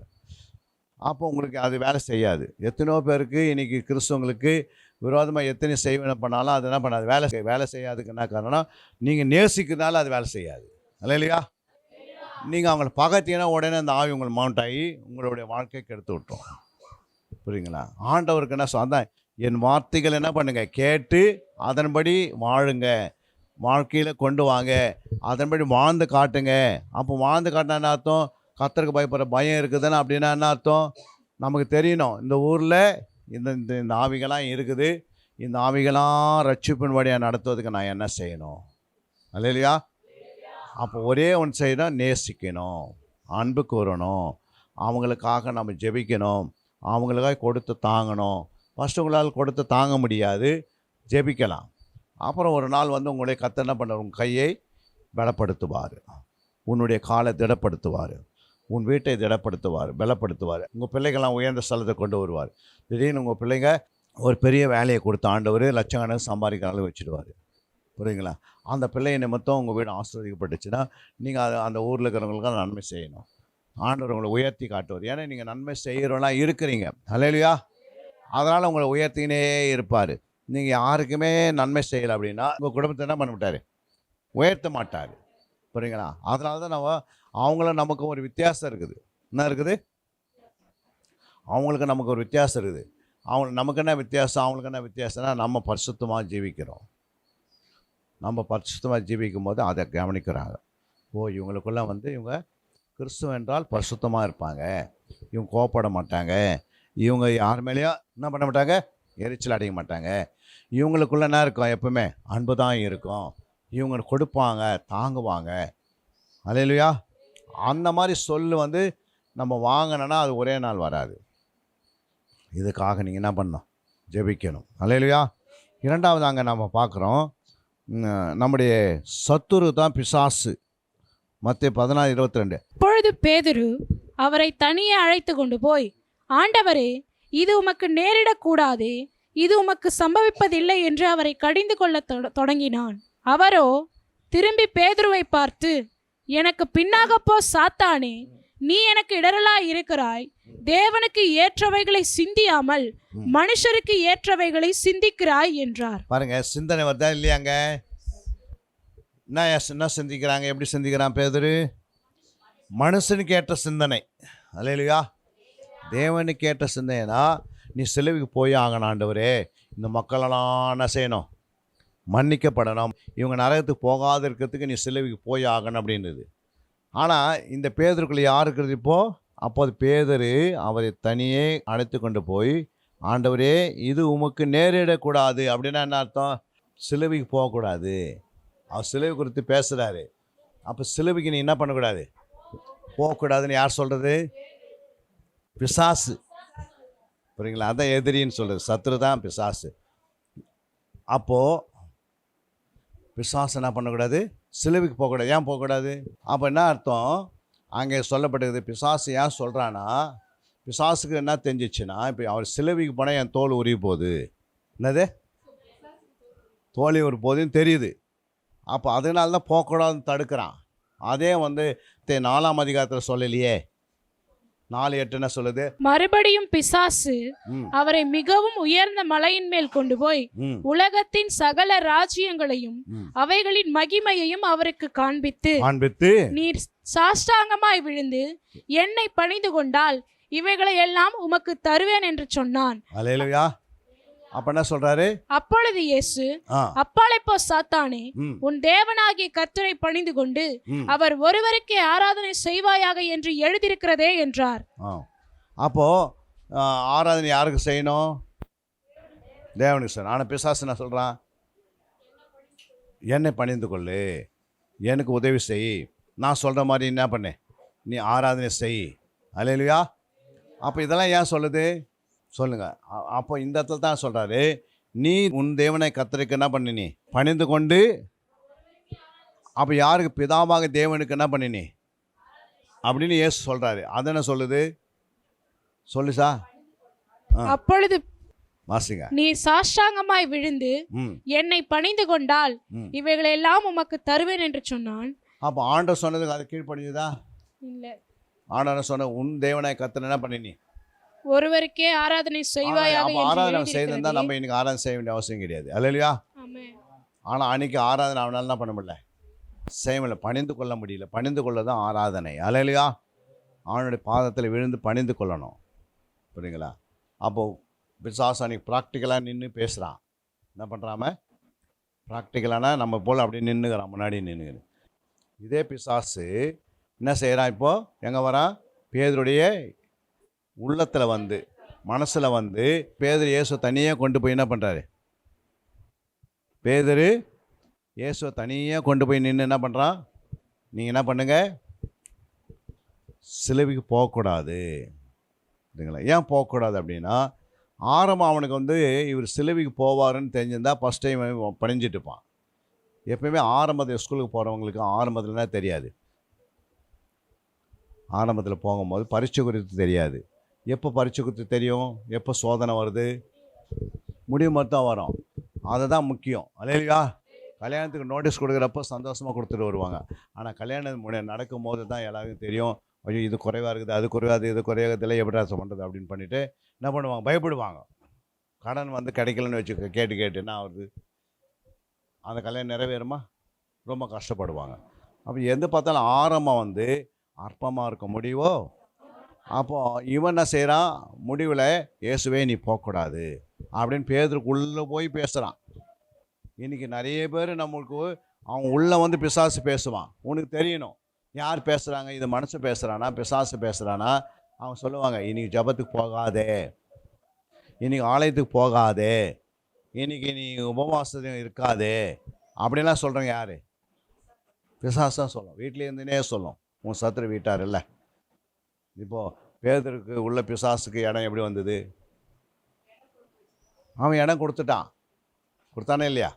ஆனால் அதுக்கு முன்னாடி என்ன வசனம் சொல்லுது? மேலும் நான் உனக்கு சொல்லுகிறேன், நீ பேதுருவாய் இருக்கிறாய், இந்த கல்லின் மேல் என் சபையை கட்டுவேன், பாதாளத்தின் வாசல் அதை மேற்கொள்ளுவதில்லை அப்படின்னு சொல்கிறாரு. நீ பேதுருவா இருக்கிறாய். பேதுரு என்றால் பாறை. என்னது? பாறை. பாறைக்கு எதுக்கு யூஸ் ஆகுது? பாறை ஒரு சர்ச்சு கட்டுறதுக்கு கடைக்கால் போகிறதுக்கு யூஸ் ஆகுதா இல்லையா? அதை நீ பேதுராக இருக்கிறாய், நீ ஒரு பாறையாக இருக்கிறாய், உன் மேலே ஒரு வெடித்து அந்த பாறையை ஒரு சபையை உன் மேலே கட்டுவேன். அல்லையா? உன்னை கொண்டு கட்டுவேன். அப்போ பேதர் தான் முதல் மெசேஜ் கொடுக்கும்போது 3000 பேர் ரட்சிக்கப்படுறாங்க. புரியுங்களா? அப்போ ஆண்டவர் சொன்னதை நிறைவேற்றாரு இல்லையா? இங்கே சீசனாக தான் இருக்கிறான், இங்கே பிசாசு பேசுகிறான். ஆனால் ஆண்டவர் சொல்கிறது, நான் என்ன பண்ணுவேன், உன்னை வச்சே என்ன பண்ணுவேன், சபையை கட்டுவேன். பாதாளத்தின் வாசல் என்ன பண்ணாது, மேற்கொள்ளாது. புரியுங்களா? மேற்கொள்ள முடியும், ஆனால் மேற்கொள்ளாது. அவன் ஜெயம் எடுக்கிற மாதிரி வருவான், ஆனால் ஜெயம் எடுக்க மாட்டான் அப்படின்றாரு நம்மளை பார்த்து. நீங்கள் உங்களுக்கு விரோதமாக எழும்புவான், ஆனால் அவன் என்ன பண்ணுவான், எதையும் செய்ய மாட்டான். நான் உன்னோட கூட இருப்பேன், உனக்கு உதவி செய்வேன் அப்படின்னு ஆண்டவர் என்ன பண்ணுறாரு, எபிரேயர் 7:25 சொல்கிறார். வாசிங்க. மேலும் தமது மூலமாய் தேவனிடத்தில் சேருகிறவர்களுக்காக வேண்டுதல் செய்யும்படிக்கு அவர் எப்பொழுதும் உயிரோடு இருக்கிறவராயால் அவர்களை முற்றுமுடிய ரட்சிக்க வல்லவராயும் இருக்கிறார். பாருங்க, அவர் என்ன செய்கிறாரு, பிதாவின் வலது பக்கத்தில் அவர் உயிரோடு இருக்கிறார். யார் உயிரோடு இருக்கிறது? இயேசு கிறிஸ்து. எதுக்கு உயிரோடு இருக்கிறார்? நம்மளை முற்றுமுடிய ரட்சிப்பதற்காக. அல்லேலூயா. அதுக்கு அவர் என்ன செய்கிறாரா, நம்மளை முற்றுமுடிய ரட்சிக்க அவர் என்ன செய்கிறாரு, வேண்டுதல் செய்கிறார். அப்போ நமக்காக ஒருவர் எப்போது வேண்டுதல் செய்கிறவர் யாருன்னா இயேசு. அவர் பிரதான ஆசாரியாக இருந்து இன்று வரைக்கும் நமக்காக என்ன பண்ணி கொண்டிருக்கிறாரு, நம்மளை முற்றுமுடிய ரட்சிப்பதற்காக. அல்லேலூயா. ஆனால் நீ எப்படாவது ரட்சிப்பை விட்டு விலகிடுவ, உன்னுடைய தேவனை விட்டு விலகி போயிடுவேன்னு தெரியும் ஆண்டவருக்கு. அதனால் உன்னை முற்றுமுடிய ரட்சிப்பதற்காக உனக்காக என்ன பண்ணுறாரு, உனக்காக வேண்டுதல் செய்துக்கினே இருப்பார். அல்லேலூயா. எதுக்கு வேண்டுதல் செய்கிறாரு? பாதாளத்தின் வாசல் உன்னை மேற்கொள்ளாத இருக்கிறதுக்கு ஒருத்தர் ஜெபம் பண்ணினே இருக்கணும். உனக்கு நீ ஜெபம் பண்ணுற, நீ மறந்து கூட இருப்ப, ஆனால் ஆண்டவர் உனக்காக தொடர்ந்து ஜெபம் பண்ணினே இருப்பார். அல்லேலூயா. அப்போ நீயும் மற்றவங்களுக்கு ஜெபம் பண்ண, ரட்சிப்புக்காக நீ ஜெபம் பண்ணினே இருக்கின்றார். உனக்காக அவர் வேண்டுதல் செய்வார். ஏன்னா நீ ரட்சிக்கப்பட்ட சபையில் வந்துட்டு உனக்காக ஒருத்தர் வேண்டுதல் செய்ய இருப்பார். நீங்கள் ரட்சிப்பு ஒரு நாள் இழந்து போகாதபடிக்கு, நீங்கள் பரலோகத்தை இழந்து போகாதபடிக்கு பிசாசு உங்களை எப்படியாவது என்ன செய்வான், கொஞ்சம் கொஞ்சமாக வசனத்தை வாசிக்க முடியாமல், வேதத்தை தியானம் பண்ண முடியாமல், ஜெபிக்க பண்ண முடியாமல், அவருடைய சித்தத்தை செய்ய முடியாமல், அவருக்காக கனி கொடுக்க முடியாமல், எப்படியாவது கொஞ்சம் கொஞ்சமாக உன்னை ஆலயத்துக்கு வர வைத்து, ஆரம்பத்தில் நீ ரொம்ப ஹோஹோன்னு வருவ, ஆண்டவருக்கு முதல் எடுத்து கொடுப்ப. அப்படியே ஒரு 5 வருஷம் ஆகும்போது விசுவாசம் மைனஸ் ஆகும். அப்புறம் விசுவாசம் என்ன பண்ண, 10 வருஷம் ஆகும்போது கொஞ்சம் அற்ப விசுவாசியாக வருவேன். அப்புறம் 15 வருஷம் பார்த்தா ஆலயத்திலே நீ வர முடியாது. அப்போ சொல்லுவேன், எனக்கு வேலைன்னுவேன். அல்லேலூயா. எப்போ கேட்டாலும் என்ன பண்ணுவேன், வேலைங்க வந்துடும், எப்படியாவது வந்துடும் சொல்லி ஒரு கிறிஸ்மஸ்க்கோ ஒரு முழாண்டு பரீட்சையில் எப்படி ஜனங்க வந்து பரீட்சைக்கு மட்டும் வருவாங்களோ அது மாதிரி இவங்க என்ன பண்ணுவாங்க, கிறிஸ்மஸ் நாள் அன்றைக்கி வந்து உட்காருவாங்க. அல்லேலூயா. இல்லை அந்த நியூ இயர் அன்றைக்கி வந்து உட்காருவாங்க. அதெல்லாம் வந்து நித்தியம் கிடையாது. அல்லேலூயா. ஏன்னா உன்னை கொஞ்சம் கொஞ்சமாக சர்ச்சை விட்டு வெளியே கொண்டு போயிடுவான். இன்றைக்கி நிறைய பேர் கொஞ்சம் கொஞ்சமாக ஃபஸ்ட்டு ஒரு நாள் ஒரு அதிகாரம் வாசிக்க முடியல. ஆரம்பத்தில் அவங்க பைபிள் எடுத்தால் என்ன பண்ண மாட்டாங்க, அந்த பைபிளை படிக்கிற வரைக்கும் ஒரு முடிவு எடுத்துருவாங்க. ஐயோ நான் வந்து பைபிள் படித்து முடிக்கணும் இந்த வருஷம், நான் ஜெபம் பண்ணி ஆகணும், டெய்லி 1 மணி நேரம் ஜெபம் அப்படின்லாம் சொல்லுவாங்க. ஆனால் அவங்களுடைய வாழ்க்கையில் பார்த்தீங்கன்னா கொஞ்சம் கொஞ்சமாக வருஷத்தில் கொஞ்சம் 5 வருஷம் ஆயிடுச்சுன்னா நான் ஒரு முழு விசுவாசம் ஆகிட்டேன், இனிமேல் எனக்கு எல்லாம் தெரியும் அப்படின்னு சொல்லி பிசாசு என்ன பண்ணுவான், உங்களை வஞ்சித்து கொஞ்சம் கொஞ்சம் ஜெப நேரத்தை குறைப்பான். கொஞ்சம் கொஞ்சமாக ஆண்டவர் கொடுக்குறதெல்லாம் குறைச்சிடுவான். கொஞ்சம் கொஞ்சமாக தேவனுடைய விலக வைப்பான். கொஞ்சம் கொஞ்சமாக நீங்கள் என்ன பண்ணுவீங்க, ஆலயத்துக்கும் ஆண்டவருக்கும் நீங்கள் என்ன பண்ணுவீங்க, தூரம் போய் நிற்பீங்க. அல்லேலூயா. எப்படி யுவதாஸ் நின்னார் அது மாதிரி நின்றுடுவீங்க. அதனால தான் என்ன பண்ணோம், ஆண்டவருக்கு நமக்கு என்ன இருக்கணும், ஒரு உறுதியான உறுதினா என்ன, ஆண்டவர் விடையக்கூடாது. ஆண்டோடைய நான் மரணம் சந்திக்கிற வரைக்கும் ஆண்டவர் என்ன பண்ணோம், ஏசுனா அது மரணம் அறிந்த வரைக்கும் கீழ்ப்படிந்ததாக இருந்தார். நம்மளை மரணம் அறிந்த வரைக்கும் ஆண்டவரை விடாமல் சபையை விடக்கூடாது, ஆலயத்தை விட்டுட்டு போயிடக்கூடாது. அப்புறம் ஆலயத்துக்கு நம்மளோட கூட ஒருத்தர் ஆளை கொண்டு வரணும், நம்மோட கூட ஒரு ஆத்மாவை கொண்டு வரணும். இந்த எண்ணெல்லாம் நமக்குள்ளே ஏற்றிக்கணும். அல்லேலூயா. நம்முடைய வாழ்க்கை வந்து சிறப்பாக இருப்பதுக்கு ஒரே வழின்னா தேவனுக்கும் நமக்கும் ஆலயத்துக்குன்னா இருக்கும் ஒரு கனெக்ட் இருக்கணும். புரியுங்களா. எப்பவுமே வந்து கரண்ட்டு வந்து கனெக்டாக இருந்தால் லைட் என்ன பண்ணும், எரிஞ்சினே இருக்கும், வெளிச்சமாக இருக்கும். ஆனால் லைட்டு ஆஃப் ஆகிடுச்சுன்னா என்ன பண்ண முடியாது, கரண்ட் போயிடுச்சுன்னா லைட்டு ஆஃப் ஆகிடும். அப்போ நம்ம ஆண்டோடைய பாதத்தில் எப்பவுமே நம்ம வெளிச்சத்தின் பிள்ளையாக இருக்கணும்னா அவரோடு இணைந்துக்கினே இருக்கணும், ஐக்கியமாக இருக்கணும். நம்முடைய ஐக்கியம் யாரோடு இருக்கணும்? ஒன்று தேவனோடு இருக்கணும், வசனத்தோடு இருக்கணும், தியானத்தோடு இருக்கணும், ஜபத்தோடு இருக்கணும், வேண்டுதலோடு இருக்கணும், விண்ணப்பத்தோடு இருக்கணும், மன்றாடி ஜெபித்து ஆண்டவருடைய பாதத்தையே பிடிச்சின்னு போகணும். ஒவ்வொரு நாளும் கிருபை பெற்று பெற்று பெற்று என்ன பண்ணணும்? கிருபைனாலே நம்மளுடைய வாழ்க்கையை என்ன பண்ண முடிக்கணும். அல்லேலூயா. காலையிலேருந்து கிருபை பெற்றுக்கொள்ளணும். ஆண்டவரே உங்களுடைய கிருபையெல்லாம் நான் ஒன்றும் செய்ய முடியாது. அப்போ தேவன் ஒவ்வொரு நாளும் நம்ம வீட்டை விட்டு நீங்கள் வெளியே போகிறீங்கன்னா ஆண்டவர் உங்களுக்காக என்ன செய்வார்? அந்த கிருபை உங்களோடு கூட வரும். அல்லேலூயா. நீங்கள் ஏறுற பஸ்ஸில் டிரைவர்களுக்காக ஜெபம் பண்ணணும், ஓட்டுக்கிற டிரைவருக்காக ஜெபம் பண்ணணும். ஒரு ஹாஸ்பிட்டலுக்கு போகிறீங்க, அவங்க மேலே கை வச்சு அந்த டாக்டருக்காக ஜெபம் பண்ணணும். ஏன்னா பிசாசு எந்த விதத்துலையும் என்ன பண்ணிவிடுவான்? டிரைவர் மூலமாக மரணத்தை கொண்டு வந்துடுவான், இல்லை டாக்டர் மூலமாக மரணத்தை கொண்டு வந்துடுவான். அல்லேலூயா. எதில் நீங்கள் உக்காந்தாலும் கிருபை வச்சுன்னு போனால் தான் நீங்கள் தப்பிக்க முடியும். இந்த காலகட்டத்தில் உங்களுடைய கிருபை ஒன்றுட்டு விலகிச்சுன்னா அது பிறகு நீ போகிற வண்டி போகிற வேண்டியதில் என்ன பண்ணாது? போய் சேராது, நடுவிலே பிசாசு தள்ளி விட்டுருவான். அல்லேலூயா. அப்போது உன்னை எல்லாத்துலேயுமே கிருபையும் ஜெபமும் கூடவே என்ன பண்ணுறோம்? ஒன்றோடு ஒன்று இணைந்து இருக்கணும். அல்லேலூயா. உனக்கு ஒரு பாதுகாப்பு ஆண்டுடைய கிருபை. என்னை ஆண்டவர் தான் நடத்தி கொண்டு போவார், புரியுங்களா? அப்படின்னு என்ன பண்ண நீ ஜபத்தில் கேட்கணும். அதிகாலை 4 மணிக்கு எழுந்திரிச்சோம்னா கிருபை பெருகும், புதிய கிருபைனால் உன்னை முடி சொட்டுவார். 5 மணிக்கு எழுந்திரிச்சோம்னா ஆசீர்வாதம் உன்னை விட்டு உன்னிடத்தில் வரும். 6 மணிக்கு செய்யனா 6 மணிக்கு ஜெபம்னா அற்புதம் நடக்கும். நீ 6 மணிக்கு விட்டு ஜெபம் பண்ணால் எதுவுமே நடக்காது. அதிகாலையில் தேடுகிறவன், அப்போ அதிகாலையிலேருந்து ஆண்டவரை தேடணும், புரியுங்களா? இல்லைங்க 4 மணி வரைக்கும் தான் தூங்கின்னு இருப்பேன். புத்தி உள்ள ஸ்திரீ தன் வீட்டை, அப்போ அதிகாலை எழுந்துக்கணும். 4 மணிக்கு எழுந்து 4ஆம் ஜாமத்தில் எழுந்து ஆண்டவருக்கும் உனக்கு என்ன பண்ணிக்கணும்? என் கணவரை கர்த்தர் பாதுகாக்கணும். ஆண்டவரே என் கணவர் மேலே உங்களுடைய அபிஷேகத்தை ஊற்றுங்க, என்னுடைய கணவர் மேலே பரிசுத்தத்தை ஊற்றுங்க, என் கணவர் எங்கே போனாலும் உங்களுடைய கரத்திலேயே இருக்கணும் அப்படின்னு சொல்லி ஜெபம் பண்ணணும். நம்ம என்ன பண்ணுறோம்? ஜெபம் பண்ணாத கணவர் எங்கெல்லாம் போகிறார் ஃபோன் பண்ணி கேட்டுருப்போம். அல்லேலூயா. எங்கே இருக்கிறீங்க, எங்கே இருப்பார்? ஆண்டு சமத்தில் இருப்பார்னு உனக்கு தெரியணும். அல்லேலூயா. நம்ம என்ன பண்ணுறது? எங்கே இருக்கிறேன் எங்கே இருக்குன்னு கேட்டே இருந்தால் அவருக்கு என்ன இது சந்தேகம் வந்தது? என்னடா இந்த அம்மா அடிக்கடி ஃபோன் பண்ணி கேட்குறேன். சொல்ல நடுவர் நடப்பாத கேட்க விசாரிக்க வேண்டிய தப்பு கிடையாது. ஆண்டுக்குள்ளே இருக்கிறவங்களுக்காக ஜெபம் பண்ணால் அவங்க எங்கே இருந்தாலும் எங்கே இருப்பாங்க? தேவ சமூகத்தில் இருப்பாங்க. நீ ஜெபம் பண்ணாதனால தான் எங்கே இருக்குன்னு கேட்டுன்னு எடுக்கணும். அல்லேலூயா. நீ ஜெபம் பண்ணால் கேட்போமா? அவர் எங்கே இருப்பார்? எங்கேம்மா இருப்பார்? நீங்கள் சொல்லிட்டீங்க ஜெபம் பண்ணிட்டீங்கன்னா தேவ சமூகத்தில் இருப்பார், இருக்க மாட்டாரா? ஆண்டவரே எங்கள் வீட்டுக்காரு தேவ சமூகத்திலே உம்முடைய சமூகத்தையே நாடணும் அப்படின்னு ஜெபம் பண்ணால் ஆண்டு ஜெபத்தை கேட்டு உங்கள் வீட்டுக்காரை பாதுகாப்பார்.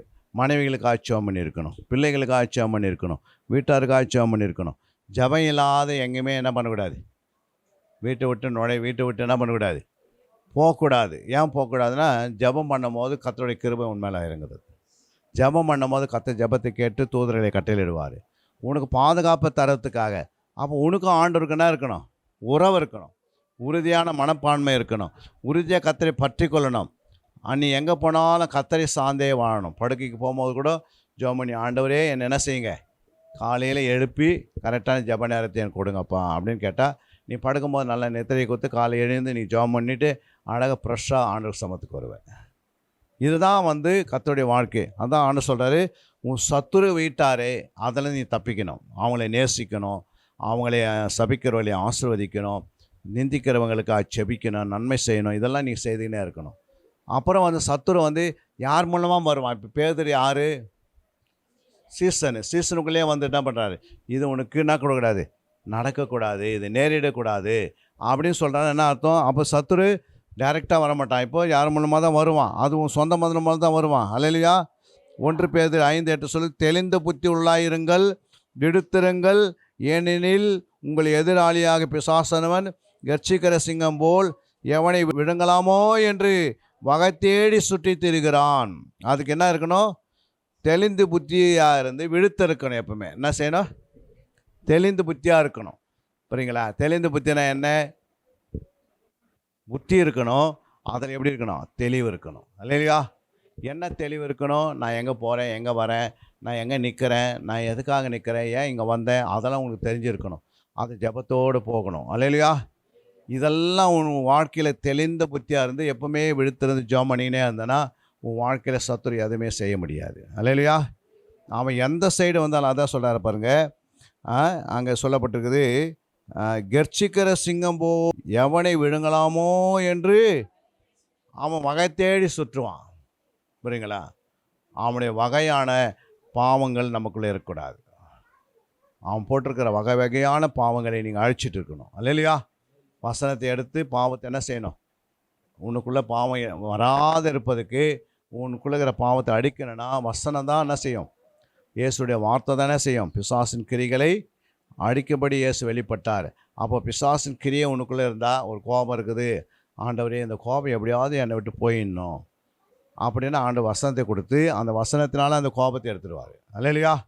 நீங்கள் வசனம் எதுவுமே வாசிக்கிறதில்ல, தியானம் பண்ணுறதில்ல, எதுவுமே பண்ணாத இருந்தீங்கன்னா அந்த கோபம் அப்படியே தான் இருக்கும், அந்த எரிச்சல் அப்படியே இருக்கும். புரியுங்களா? ஆப்ரேஷன் தேட்டருக்கு கத்தி இல்லைன்னா என்ன பண்ண முடியாது. நம்ம ஆப்ரேஷன் தேட்டருக்குள்ளே ஒருத்தர் கொண்டு போய் வச்சுட்டு கத்தி இல்லைன்னா என்ன பண்ணுவாங்க? அது மாதிரி நம்முடைய ஆவிக்குரிய பாவங்களை அழிப்பதற்கு, அறுத்து எடுப்பதற்கு ஆவிக்குரிய பட்டயமாகிய வசனமாகிய பட்டயம் நம்மக்கிட்ட இருக்கணும். அந்த பட்டயம் இல்லாத நம்மளால் என்ன பண்ண முடியாது? உங்களுக்குள்ள இருக்கிற சுபாவத்தை எடுக்க முடியாது. நீ ஜெபம் பண்ணால் கூட ஆண்டவர் என்ன பண்ணுவார்? வசனம் தான் காட்டுவார். வசனம் ஏன் காட்டானா, வசனம் யார் பேசுறது? ஆண்டவர் பேசி வச்சு எழுதி வச்சுட்டுக்கிறாரு. எல்லாத்துக்கும் முடிவு, எல்லாத்துக்கும் வழி இருக்குது. அல்லேலூயா. எல்லா பாவ கயிறுகளையும் கட்டு எடுப்பதற்கு ஒவ்வொரு வார்த்தையினாலும் கட்டு உடையுது. அல்லேலூயா. அதனால தான் பாதாளத்தின் வாசல் அது உன்னை மேற்கொள்ளாது. அல்லேலூயா. ஏன் மேற்கொள்ளாதுன்னா உனக்கெல்லாம் என்ன இருக்குது? அவருடைய திறவுகோல் இருக்கிறது. திறவுகோல் உன்னிடத்தில் கொடுக்குறேன், பாதாளத்தின் வாசல் ஒன்று என்ன பண்ணாது. அப்போ திறவுகோல் தான் வசனம். திறவுகோல்னா என்ன ஆகுது? தமிழ் என்ன சொல்லணும் திறவுகோலுக்கு? சாவி. அல்லேலூயா. அப்போ சாவி தான் கீவேர்டு, வசனம் தான் கீ. வசனம் இல்லாமல் எதுக்கு என்ன பண்ண சொல்யூஷன் கிடைக்காது. அல்லேலூயா. ஒரு போல்ட்டை கட்டணும், ஒரு நெட்டை கட்டணும் அப்படின்னா என்ன பண்ணுவோம்? அதுக்கேற்ற ஸ்பேனர் இருக்கணுமா இருக்கக்கூடாதா? அந்த நெட்டு சைஸ் 2 இன்ச்சு. நம்ம 10 சைஸு ஸ்பேனர் இது என்ன பண்ண முடியாது. 10 சைஸை வச்சு நம்ம ஓப்பன் ஆகுமா? அப்போ அது கரெக்டான சைஸு.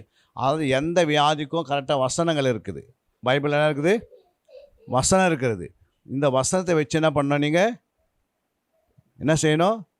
அந்த விடுதலை, அந்த அந்த பாவத்தை எடுக்கணும், அந்த வியாதி எடுக்கணும்னா அந்த வசனத்தை கரெக்டாக பேசணும். அல்லேலூயா. எல்லாத்துக்குமே வசனம் இருக்குது. நீங்கள் மெடிசன் கடைக்கு போய் பாருங்கள், தலைவலி அப்படின்னு சொன்னால் அவங்களுக்கு என்ன செய்யலாம்? என்ன மாத்திரை கொடுப்பாங்க? வயிற்று வலி மாத்திரை கொடுப்பாங்களா? நீங்கள் போய் டைரெக்டாக வலிக்கு மாத்திரை கொடுங்கன்னா என்ன பண்ணுவாங்க? அப்போ ஏன் கேட்குறாங்க? அது மாதிரி ஆண்டவர்கிட்ட ஒரு குருடன் குணமாகணும்னா அவனுக்கு எந்த வசனம் சொன்னால் குணமாவான், ஒரு குஷ்ரோகி எந்த வசனம் சொன்னால் குணமாவான்னு ஆண்டவர் கரெக்டாக தெரியுது. நமக்கு ஏன் தெரிய மாட்டேங்குது? ஏமா தெரிய மாட்டேங்குது? இப்போது கடுகு போட்ட பிறகு என்ன போட போகிறோம் அடுத்தது அப்படின்னா நமக்கு தெரியுமா தெரியாதா? தெரியும். கடுகு போட்டுருக்கு தண்ணியை ஊற்றணும் அப்படின்னா என்ன பண்ண முடியாது? பற்றின்னு எரியும். அப்போ என்ன ஊற்றணும்? அப்போ நமக்கு அதெல்லாம் கரெக்டாக தெரியுது. ஆனால் இந்த வசனம் இருக்கா நம்மக்கிட்ட? இந்த மாதிரி ஒரு ப்ராப்ளம் வந்தால் இதுக்கு இந்த வசனம். அதுதான் அவர் வசனத்தை அனுப்பி என்ன பண்ணுறாரு? சுகமாக்கலை, குணமாக்குறாரு. குணமாக்கிறதுக்கு சுகமாக்கிறதுக்கு என்ன வித்தியாசம்? சுகமாக இருக்குன்னு கேட்குறீங்களா, குணமாக இருக்குன்னு கேட்குறாங்களே? நிறைய பேர் கேட்குறாங்க, வராங்களே வீட்டுக்கு, ஹாஸ்பிட்டலில் நீங்கள் போகிறீங்க, சுகமாக இருக்கிறீங்களா குணமாக இருக்குன்னு கேட்குறாங்களே.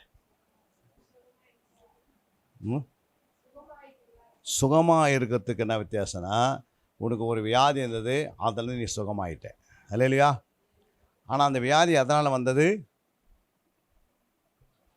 உனக்குள்ளே ஒரு பாவத்தினால் வந்தது. புரியுங்களா? அப்போ அந்த சுகமாயிட்டுன்னா டாக்டர் அந்த பாவத்தினால அந்த வியாதிக்கு அந்த வியாதி எடுப்பதுக்கு தான் சுகம். ஆனால் அந்த பாவம் அங்கேயே இருக்கும், மறுபடியும் அந்த வியாதி வந்துடும். அப்போ குணமாக்குறது என்னன்னா, அந்த கோபத்தினால வந்த ஒரு வியாதி அந்த ஆண்டவர் குணமாக்கும் போது உனக்குள்ளே ஒரு சாந்த குணம் உள்ள வியாதியும் போயிடுது, கோபமும் போயிடுது. அதை குணமாக்குதல். அப்போ இயேசு கிறிஸ்து என்ன பண்ணார்? 10:38 அப்போஸ்தலர் 10:38, நசரேயனாகிய இயேசுவை தேவன் பரிசுத்த ஆவியினாலும் வல்லமையினாலும் அபிஷேகம் பண்ணினார். தேவன் அவருடனே கூட இருந்தபடினாலே அவர் நன்மை செய்கிறவராயும் பிசாசின் வல்லமையில் அகப்பட்ட யாவரையும் குணமாக்குகிறவராயும் சுற்றித் திரிந்தார். அப்போது ஆண்டவர் என்ன செய்கிறாரு? பிசாசின் வல்லமையில் அகப்பட்ட யாவரையும் குணமாக்குறார். அப்போ பிசாசின் வல்லமைனா என்ன? பிசாசின் வல்லமைனா என்ன? பிசாசின் வல்லமை தான் பாவம். என்னது? பாவம், கோபம், எரிச்சல், புரியுங்களா? சண்டை போடுற குணம், புரியுங்களா? சண்டை போடுறாங்களா, அது பிசாசின் வல்லமை, புரியுங்களா? யாருக்குள்ள பிசாசு வல்லமை வந்தால் அவங்க போய் எப்படி சண்டை போடுவாங்க? முகத்தெல்லாம் என்ன பண்ணுவாங்க? கண்ணெல்லாம் உருட்டி வெளியே கொண்டு வருவாங்க. நான் யார் தெரியுமா அப்படின்வாங்க. அப்படின்னா அர்த்தம், அப்போ அவன் வல்லமை அவங்களுக்குள்ளே இருக்கிறனால தான் நான் யார் தெரியுமான்னு கேட்குறாங்க. இல்லையா? அவங்கள அடிக்கிறாங்க பாருங்கள். நான் பாருங்கள், அடிச்சா நீ என்ன பண்ணிவிடுவேன்? செத்துருவன்னுவாங்க. அப்போ அந்த அளவுக்கு அந்த கோபம், அந்த எரிச்சல், அந்த எல்லாம் இருக்குது, புரியுங்களா? அப்போது அந்த வல்லமை, நம்ம சண்டை போடுற அந்த வல்லமையை இந்த வல்லமையினால் அழிச்சிடுறாரு, குணமாக்குறாரு. அல்லையா? அப்போ அவர் சுற்றி திரிந்தாராம். குணமாக்குறவராக இருந்தார்னா நல்ல அன்புணலாக மாற்றுறாரு, நல்ல சாந்த குணமெல்லாம் மாற்றுறாரு, நல்லா என்ன செய்கிறார்? அவங்கள சொல்லுங்கள், நல்ல கீழ்ப்படிமை உள்ளவர்களாக மாற்றுகிறாரு. கீழ்ப்படுகிற குணம் வந்துடுச்சு. இப்போ என்னடா அது, நேற்று இருந்தாலும் வந்து இப்படி பிசாசு போட்டு பிடிச்சிக்கின்னு துணியெல்லாம் எழுத்து போட்டு ஓடிந்தான், இப்போ அவன் சாந்தமாக இருக்கிறான்னா அதுக்கு என்ன காரணம்? அந்த பிசாசின் வல்லமை ஆண்டு எடுத்துட்டார். அது இயேசுவால் தான் எடுக்க முடியும். அதனால தான் அந்த வசனம், இயேசுவின் வல்லமையுள்ள வசனம், ஆனால் பிசாசின் வல்லமை அழிச்சிடுது. ஏன்னா நம்முடைய இயேசுவின் வல்லமை பிசாசின் வல்லமை கட்டலாம் அதிக பலன் உள்ளது. அப்போ நமக்குள்ள கோபம் ஏன் போக மாட்டேது அப்படின்னா, அந்த வல்லமையை அழிப்பதுக்காக வசனத்தை எடுத்து அனுப்பணும். அப்போ இயேசு அன்றைக்கி டைரெக்டாக செய்தார். இன்றைக்கி அவர் வார்த்தை கொண்டு செய்கிறாரு. அல்லேலூயா. அதை தான் ஆண்டவர் சொல்ல 17:11 அப்போஸ்தலரில், அந்த பட்டணத்தார் மனோவாஞ்சையாய் வசனத்தை ஏற்றுக்கொண்டு காரியங்கள் இப்படி இருக்கிறதா என்று தினந்தோறும் வேத வாக்கியங்களை ஆராய்ந்து பார்த்ததினால் தெஸ்லோனிக்கேயில் உள்ளவர்களை பார்க்கிலும் நற்குணசாலிகளாய் இருந்தார்கள். இயேசுனா வந்துட்டாரு, ஜனங்களுக்கு வேத வாக்கியங்கள் அவர்கள் ஆராய்ந்து பார்த்தார்கள், அந்த பட்டணத்தார். அப்போ எந்த அளவுக்கு வேதத்தை ஆராய்ந்து பார்த்தனால அவங்க எல்லாம் என்ன குணசாலியாக மாறிட்டாங்க? நற்குணசாலியாக மாறிட்டாங்க, நல்ல குணசாலியாக மாறிட்டாங்க, புரியுங்களா? வியாதி என்றது அதுலேருந்து விடுதலை ஆக்கிறதுக்கு சுகன்றோம். ஆனால் ஒரு மனுஷனுடைய கோபம் வெளியே போகுது, அவனுக்குள்ளே வந்து இருக்கிற கசப்பு வெளியே போகுதுன்னா அது குணம் உண்டாகுது. என்ன உண்டாகுது? நல்ல குணங்களை உண்டாக்கி தருது. ஓ, குணசாலியும் ஸ்திரீ, இந்த அம்மா குணசாலியும் ஸ்திரீ கண்டுபிடிப்பவன் யார்? அல்லேலூயா. அப்போ அந்த குணம் வந்து அவங்களுக்குள்ளே வந்துடுச்சு, புரியுங்களா? இப்போ அவங்களுக்கு வியாதியும் போயிடுச்சு. ரெண்டாவது என்ன போயிடுச்சு சொல்லுங்கம்மா? கோபமும் போயிடுச்சு, எரிச்சலும் போயிடுச்சு, எல்லாம் போயிடுச்சு, புரியுங்களா? அப்போது நீ வேதத்தை ஆராயும் போது நல்ல குணசாலியாக மாறிடுற. இன்றைக்கி வேதத்தை ஆராயத்துக்கு நமக்கு என்ன இல்லை? நேரம் இல்லை. எப்படி ஆராயணும்னு தெரியல. வரோம், பைபிள் படிக்கிறோம், ஏதோ ஒன்று கற்றுக்குறோம், நாளைக்கு என்ன பைபிள் படிச்சுன்னு கேட்டால் அது தெரியல, நேற்று என்ன சாப்பிட்டா அது தெரியல.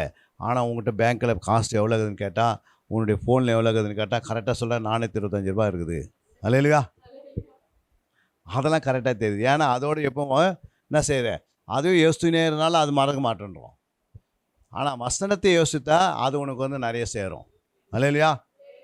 யாராவது உன்னுடைய அக்கௌண்ட்டில் என்ன பண்ணுவாங்க? உதவி செய்வாங்க. ஏன்னா நீ வந்து ஆண்டவருக்கு நிறைய என்ன இருக்குது, அவருடைய ஆட்கள் இருக்கிறாங்க. உன் நம்பர் எல்லாருக்கும் தெரியும். ஒரு நாள் நான் என்ன பண்ணேன், கொரோனா டைமில் வந்து ஊழியம் வந்து ரொம்ப மைனஸ் ஆகி ரொம்ப எங்கேயுமே போகாத இருந்தேன். திடீர்னு ஒரு ஐயா ஃபோன் பண்ணி காலையில் நான் 5 மணிக்கு உங்கள் பேர் தேவசகாயமான்னு கேட்டார். ஆமாங்க ஐயான்னு கேட்டேன். இது மாதிரி உங்கள் நம்பர் இயேசு கிறிஸ்து எனக்கு கொடுத்து உங்களுக்கு ஜெபம்னு சொல்லி இன்னிலேருந்து உங்கள் ஊழியம் வளர்ந்து பெருகும் இந்த வாரத்துலேருந்து அப்படின்னு சொல்கிறாரு அவர். அப்போ இந்த நம்பர் எப்படி கிடச்சிதுன்னு இயேசுவே கொடுத்தாரான் என் நம்பர், ஃபோன் நம்பர். அல்லேலூயா.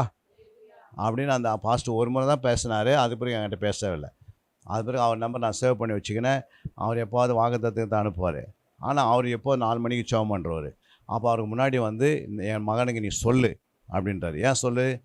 அப்போ ஊழியம் வந்து வளராது இருக்கிறதுக்கு நாங்கள் ஆண்டவர் இவ்வளோ ஜெபம் பண்ணுறோம், வளரலையே என்ன செய்யன்னு கேட்டால் ஆண்டவர் சொல்கிறாரு, இனிமேல் உன் ஊழியம் வளர்ந்துடும். இல்லையா? அப்போ ஆண்டவருக்கு எல்லாமே தெரியும். உன் ஃபோன் நம்பர் தெரியும், உன் அட்ரஸ் தெரியும், நீ எங்கெங்கே போகிற எங்கெங்கே வரலாம் அவருக்கு தெரியும். யாருக்கிட்ட என்ன எவ்வளோ நேரம் உட்காந்து பேசினுக்கிற, எவ்வளோ நேரம் நீ ஃபோனுக்கு டைம் கொடுக்குற, எவ்வளோ நேரம் நீ வந்து தேவையில்லாத வீணான வார்த்தையில் பேசுகிற, நீ எங்கெல்லாம் கோவப்படுற, எங்கெல்லாம் எரிச்சலாடுற, எல்லாம் கர்த்தர் ஏடிஜோடு தெரியும். இல்லையா? அப்போ உனக்கு தேவனுக்கு பயந்தா ஆண்டவர் என்னை பார்க்குறாரு, நான் இங்கே உட்காந்துக்கிறது என்னை பார்க்குறாரு, நான் வீட்டுக்கு நடந்து போகும்போது பார்க்குறாருன்னு உனக்கு தெரியணும். இல்லையா? எத்தனை பேருக்கு புரியுது? கடைசியாக ஒரு வசனத்தை வாசி முடிக்கலாம். அங்கே சொல்லப்பட்டிருக்கிறது ரோமர் 5:10 வாசிங்க. நாம் தேவனுக்கு சத்துருக்களாய் நாம் இருக்கையில் தேவனுக்கு சத்துருக்காய் இருக்கையில் அவருடைய குமாரனின் மரணத்தினாலே அவருடைய குமாரின் மரணத்திலே அவருடனே ஒப்புரவாக்கப்பட்டோமானால் ஒப்புரவாக்கப்பட்ட பின் நாம் அவருடைய ஜீவனாலே ரட்சிக்கப்படுவது அதிக நிச்சயமாமே. ஹல்லேலூயா. நாம் தேவனுக்கு சத்துருக்காய் இருந்தோம் ஒரு காலகட்டத்தில். ஹல்லேலூயா. இப்போ நம்முடைய சரீரமே நமக்கு சத்துரு. சில நேரம் வீட்டாரே சத்துரு, புரியுங்களா? சில நேரத்தில் சத்துரு யார்? பிசாசு சத்துருவாக வருவான், புரியுங்களா? இது மாதிரி சத்துருன்றது வந்து பிசாசு நம்ம சரீரத்தை சத்துருவாக மாற்றுவான். உங்கள் சரீரம் சத்துருவாக இருந்தால் எப்படி இருக்கும்? ஆவியில் வளர முடியுமா? ஆவியில் வளர முடியாது. நீ ஆவியான சொல்கிற ஜோமன்னுவார், சரீரம் சொல்ல நீ போய் படுத்து தூங்கினரு, அப்புறம் பார்த்துக்கலாம் அப்படின்னும். அப்போ உனக்குள்ள சத்துருவும் சரீரமே ஆகிடுது. அப்போ உங்கள் சரீரத்தை சத்துருவாக நீ மாற்றக்கூடாது. ஆவியினால் சத்துருவை சரீரத்தை மேற்கொள்ளணும். ஆவி சரீரத்துக்கு விரோதமாகவும் சரீரம் ஆவிக்கு விரோதம் எப்போ போராடும். அப்போ நீங்கள் இந்த சரீரம் என்ன சொல்லணும்? இந்த சரீரம் வந்து உன் சத்துருவாக இருக்கனால உன்னை பைபிள் படிக்க விடாது, ஜெபம் பண்ண விடாது, உன்னை வந்து என்ன பண்ணணும்? ஆணுடைய ஆலயத்துக்கு போக விடாது, கொடுக்க விடாது. இந்த சரீரம் சொல்லி எதுவுமே செய்யாது அப்படின்னும். நீ ஜெபமே பண்ணாதே, அப்படியே சுற்றினேரு அப்படின்னும். அப்போ என்ன பண்ணோம்? நமக்கு பிசாசு நம்ம சத்துரை வந்து என்ன பண்ணுறான்? நம்ம சரீரத்தை ஆத்மாவை மேற்கொள்கிறான் அப்படின்னு தெரிஞ்சு நீங்கள் என்ன பண்ணணும்? உன் சரீரத்தை ஒடுக்கணும், உபவாசம் போடணும், கண் வீழ்த்து ஜெபிக்கணும். அப்போ கண் வீழ்த்து ஜெபிக்கும் போது கண்ணை தூக்கத்தை வெறுக்கிற, ஒடுக்கும் போது உபவாசம் இருக்கிற. அப்போ தேவ சமத்தில் வந்து இதெல்லாம் ஜெபம் பண்ணும் போது ஆவியில் வளர்ந்துடுற. ஆவியில் வளர்ந்தவருக்கு சரீரம் என்ன பண்ணுது? ஆவியின் கண்ட்ரோலில் வந்துடுது. அல்லையா? ஆவியின் கண்ட்ரோலில் வந்தவருக்கு அது பிறகு உன் சரீரம் என்ன பண்ணாது? எது சொன்னதை கேட்க மாட்டேன். அல்லையா? நம்ம என்ன பண்ணோம்? சரீரம் எது சொன்னால் ஏன் கேட்குதுன்னா, நீங்கள் ஆவியிலே வளராதனால, ஜபம் இல்லாதனால, வசனம் இல்லாதனால, அப்படி வாழ்க்கையில் ஆவியில் நீ எதுவுமே வளர்ச்சி இல்லாதனால என்ன பண்ணுது? சரீரம் என்ன பண்ணுது? சரீரத்துக்கெல்லாம் நீ இடம் கொடுக்குற. கல்யாணத்துக்கு முக்கியமாக இல்லை உபவாசம் முக்கியமானு தெரிய மாட்டேங்குது, புரியுங்களா? அப்போது உனக்கு எது முக்கியம்? என்ன சொன்னார் ஆண்டவர்? மேலானவைகளே நாடுங்கள், மேலானவைகளே தேடுங்கள், மேலானவைகளே என்ன பண்ணுங்க? அதுக்கே நேரத்தை கொடுங்க அப்படின்றாரு. அப்படின்னா என்ன? மேலானவைகள் என்ன? பரலோகமானவைகள் என்ன? பரலோகத்துக்குரியவைகள் என்ன அப்படின்னா, பரலோகத்துக்குரியதெல்லாம் என்னது? நித்திய ஜீவனு. பரலோகத்துக்குரியது என்னது? நித்திய வாழ்க்கை. பரலோகத்துக்குரியது என்னது? ஆவிக்குரிய ஜீவியம். பரலோகத்துக்குரிய என்ன? அன்பு. பரலோகத்துக்குரியது என்ன? விசேஷமாக ரட்சிப்பு. இதெல்லாம் நமக்கு தெரியணும். பூமிக்குரியது என்ன அப்படின்னா உணவு, உடை, இருக்க இடம். அவ்வளோதான். என்னது? அதுதான் அங்கே சொல்கிறாரு. லூக்கா 12:23 சொல்லுது, பார்க்கிலும் ஜீவனும் உடையை பார்க்கிலும் சரீரமும் விசேஷித்தவைகளாய் இருக்கிறது. பாருங்க, ஆகாரத்தை பார்க்கிலும் என்னது? ஆகாரத்தை பார்க்கிலும் ஜீவனு, உடையை பார்க்கிலும் சரீரம். அப்போ எது விசேஷம்? அதில் ஜீவன் விசேஷம், சரீரம் விசேஷம். ஆனால் என்ன பண்ணுவாங்க? சரீர விசேஷம் தெரியாமல் இந்த உடைக்கே என்ன பண்ணுவாங்க? ஊரெல்லாம் சுற்றி நிற்பாங்க. இந்த புடவை போட்டால் தான், கட்டினா தான் நல்லாயிருக்கும் அப்படின்ட்டு 10 கடைக்கு ஏறி இறங்கிடுவாங்க. அல்லையா? இந்த ட்ரெஸ்ஸு போட்டால் தான் நல்லாயிருக்கும் அப்படின்னு சொல்லி அந்த ட்ரெஸ்ஸு என்ன பண்ணுவாங்க? அப்போ எது முக்கியம் அவங்களுக்கு? எதுவுமே விசேஷம் இல்லை. எது விசேஷமாக இருக்கணும்? ஜீவனும். அப்போ சரீரம் எது? நமக்கு சரீரன்றது என்ன? சரீரம் தான் ஆவி ஆத்மா இருக்கிறது. சரீரம் தான் கர்த்தருடைய சமூகத்தில் உட்காரணும், எல்லாம் செய்யணும். அதெல்லாம் விட்டுட்டு உடைக்காகவே சண்டை போடுவாங்க, உடைக்காகவே ஓடிக்கொண்டிருப்பாங்க, உடைக்காகவே வாழ்வாங்க. அல்லேலூயா. அழிவுள்ள பொருளுக்கு எது விசேஷம் தெரியாது, புரியுதா? அந்த ட்ரெஸ்ஸை அவங்க மாற்றத்துக்கு பார்த்தீங்கன்னா பல மணி நேரம் ஆகும். 1 மணி நேரம் ட்ரெஸ்ஸை மாற்றத்துக்கு. அல்லேலூயா. அந்த உடைகளை போடுவதுக்கு பல நேரம். ஆனால் அதே தேவ சமூகத்தில் வந்து 1 மணி நேரம் பைபிள் படினா அது பைபிள்லாம் படிக்க மாட்டாங்க. அல்லேலூயா. அப்போ இதெல்லாம் எதுக்குரியது? அவங்களுக்கு எது முக்கியம்னு அவங்களுக்கு தெரியல. நமக்கு சரீரம் முக்கியமா இல்லை நமக்கு உடை முக்கியமா? அதனால தான் அந்த 22 ஆண்டு சொல்கிறாரு, ஆகாரத்தை பார்க்கிலும் ஜீவனும் உடையை பார்க்கிலும் சரீரமும் விசேஷித்தவைகளாய் இருக்கிறது. காகங்களை கவனித்து பாருங்கள். எதை கவனிக்கணும்? காகங்களை. காகங்களை கவனித்து பாரு. அவைகள் விதைக்கிறதும் இல்லை, அவைகள் விதைக்கிறதும் இல்லை, அறுக்கிறதும் இல்லை, ஆ, அவைகளுக்கு பண்டசாலையும் இல்லை, ம், களஞ்சியமும் இல்லை. இல்லாவிட்டாலும் அவைகளை தேவன் பிழைப்பூட்டுகிறார். ம். பறவைகளை பார்க்கிலும் நீங்கள் எவ்வளவோ விசேஷித்தவர்களாய் பாருங்க, இருக்கிறீர்கள். ஆண்டவர் சொல்றாரு, நீங்க உணவு இருக்க இடங்கள் இதுவே தேடிங்கன்னு காலத்தை ஓட்டின்னு இருந்தா எப்படி இந்த ஜீவன் சரீரத்தை பாதுகாக்க முடியும்? இல்லையா? நமக்கு இந்த சரீரம் முக்கியம், இந்த சரீரத்திற்கு ஒரு ஜீவன் முக்கியம். இதை தான் பரலோகத்துக்கு வருகைக்கு என்ன பண்ணோம்? ஆயத்தப்படுத்தணும். உள்ளகிற சரீரத்துக்குள்ள உயிரே அது ஆத்மாவில் என்ன பண்ணியிருக்கணும்? அந்த ஆத்மா மனம் திரும்பி ஆத்மா புஷ்டியாகி ஆத்மா என்ன செய்திருக்கணும்? வருகைக்கு ஆயத்தமாக்கணும். அதை 2 Corinthians 4:14 வாசிக்கிறோம். ஆனபடியினாலே ம். நாங்கள் சோர்ந்து போகிறதில்லை. நாங்கள் சோர்ந்து போகிறதில்லை. எங்கள் புறமான எங்கள் மனுஷனானது புறமான மனுஷனானது அழிந்தும் நாளுக்கு நாள் அழிந்து உள்ளான மனுஷனானது உண்ணான மனுஷன். நாளுக்கு நாள் அப்போ புதிதாக்கப்படுகிறது. உள்ளான மனுஷன் தான் நாளுக்கெல்லாம் என்ன செய்யணும்? புதிதாகப்பட்டுக்கினே இருக்கணும். சர்ச்சுக்கு வர வர வர உங்களுடைய ஆவிக்குரிய ஜீவன் எப்படி இருக்கணும்? புதிதாகப்பட்டுக்கினே இருக்கணும். நேற்று வந்து நான் இப்படி இருந்தேன், நேற்று நான் வந்து லேட்டாக வந்திருந்தேன், இப்போலாம் லேட்டாக வர்றதில்லை, கரெக்டாக வரேன். கொஞ்ச நாளுக்கு முன்னாடி நான் வந்து தப்பாக நடந்தேன், இப்போ நான் கரெக்ட் பண்ணிக்கினேன்.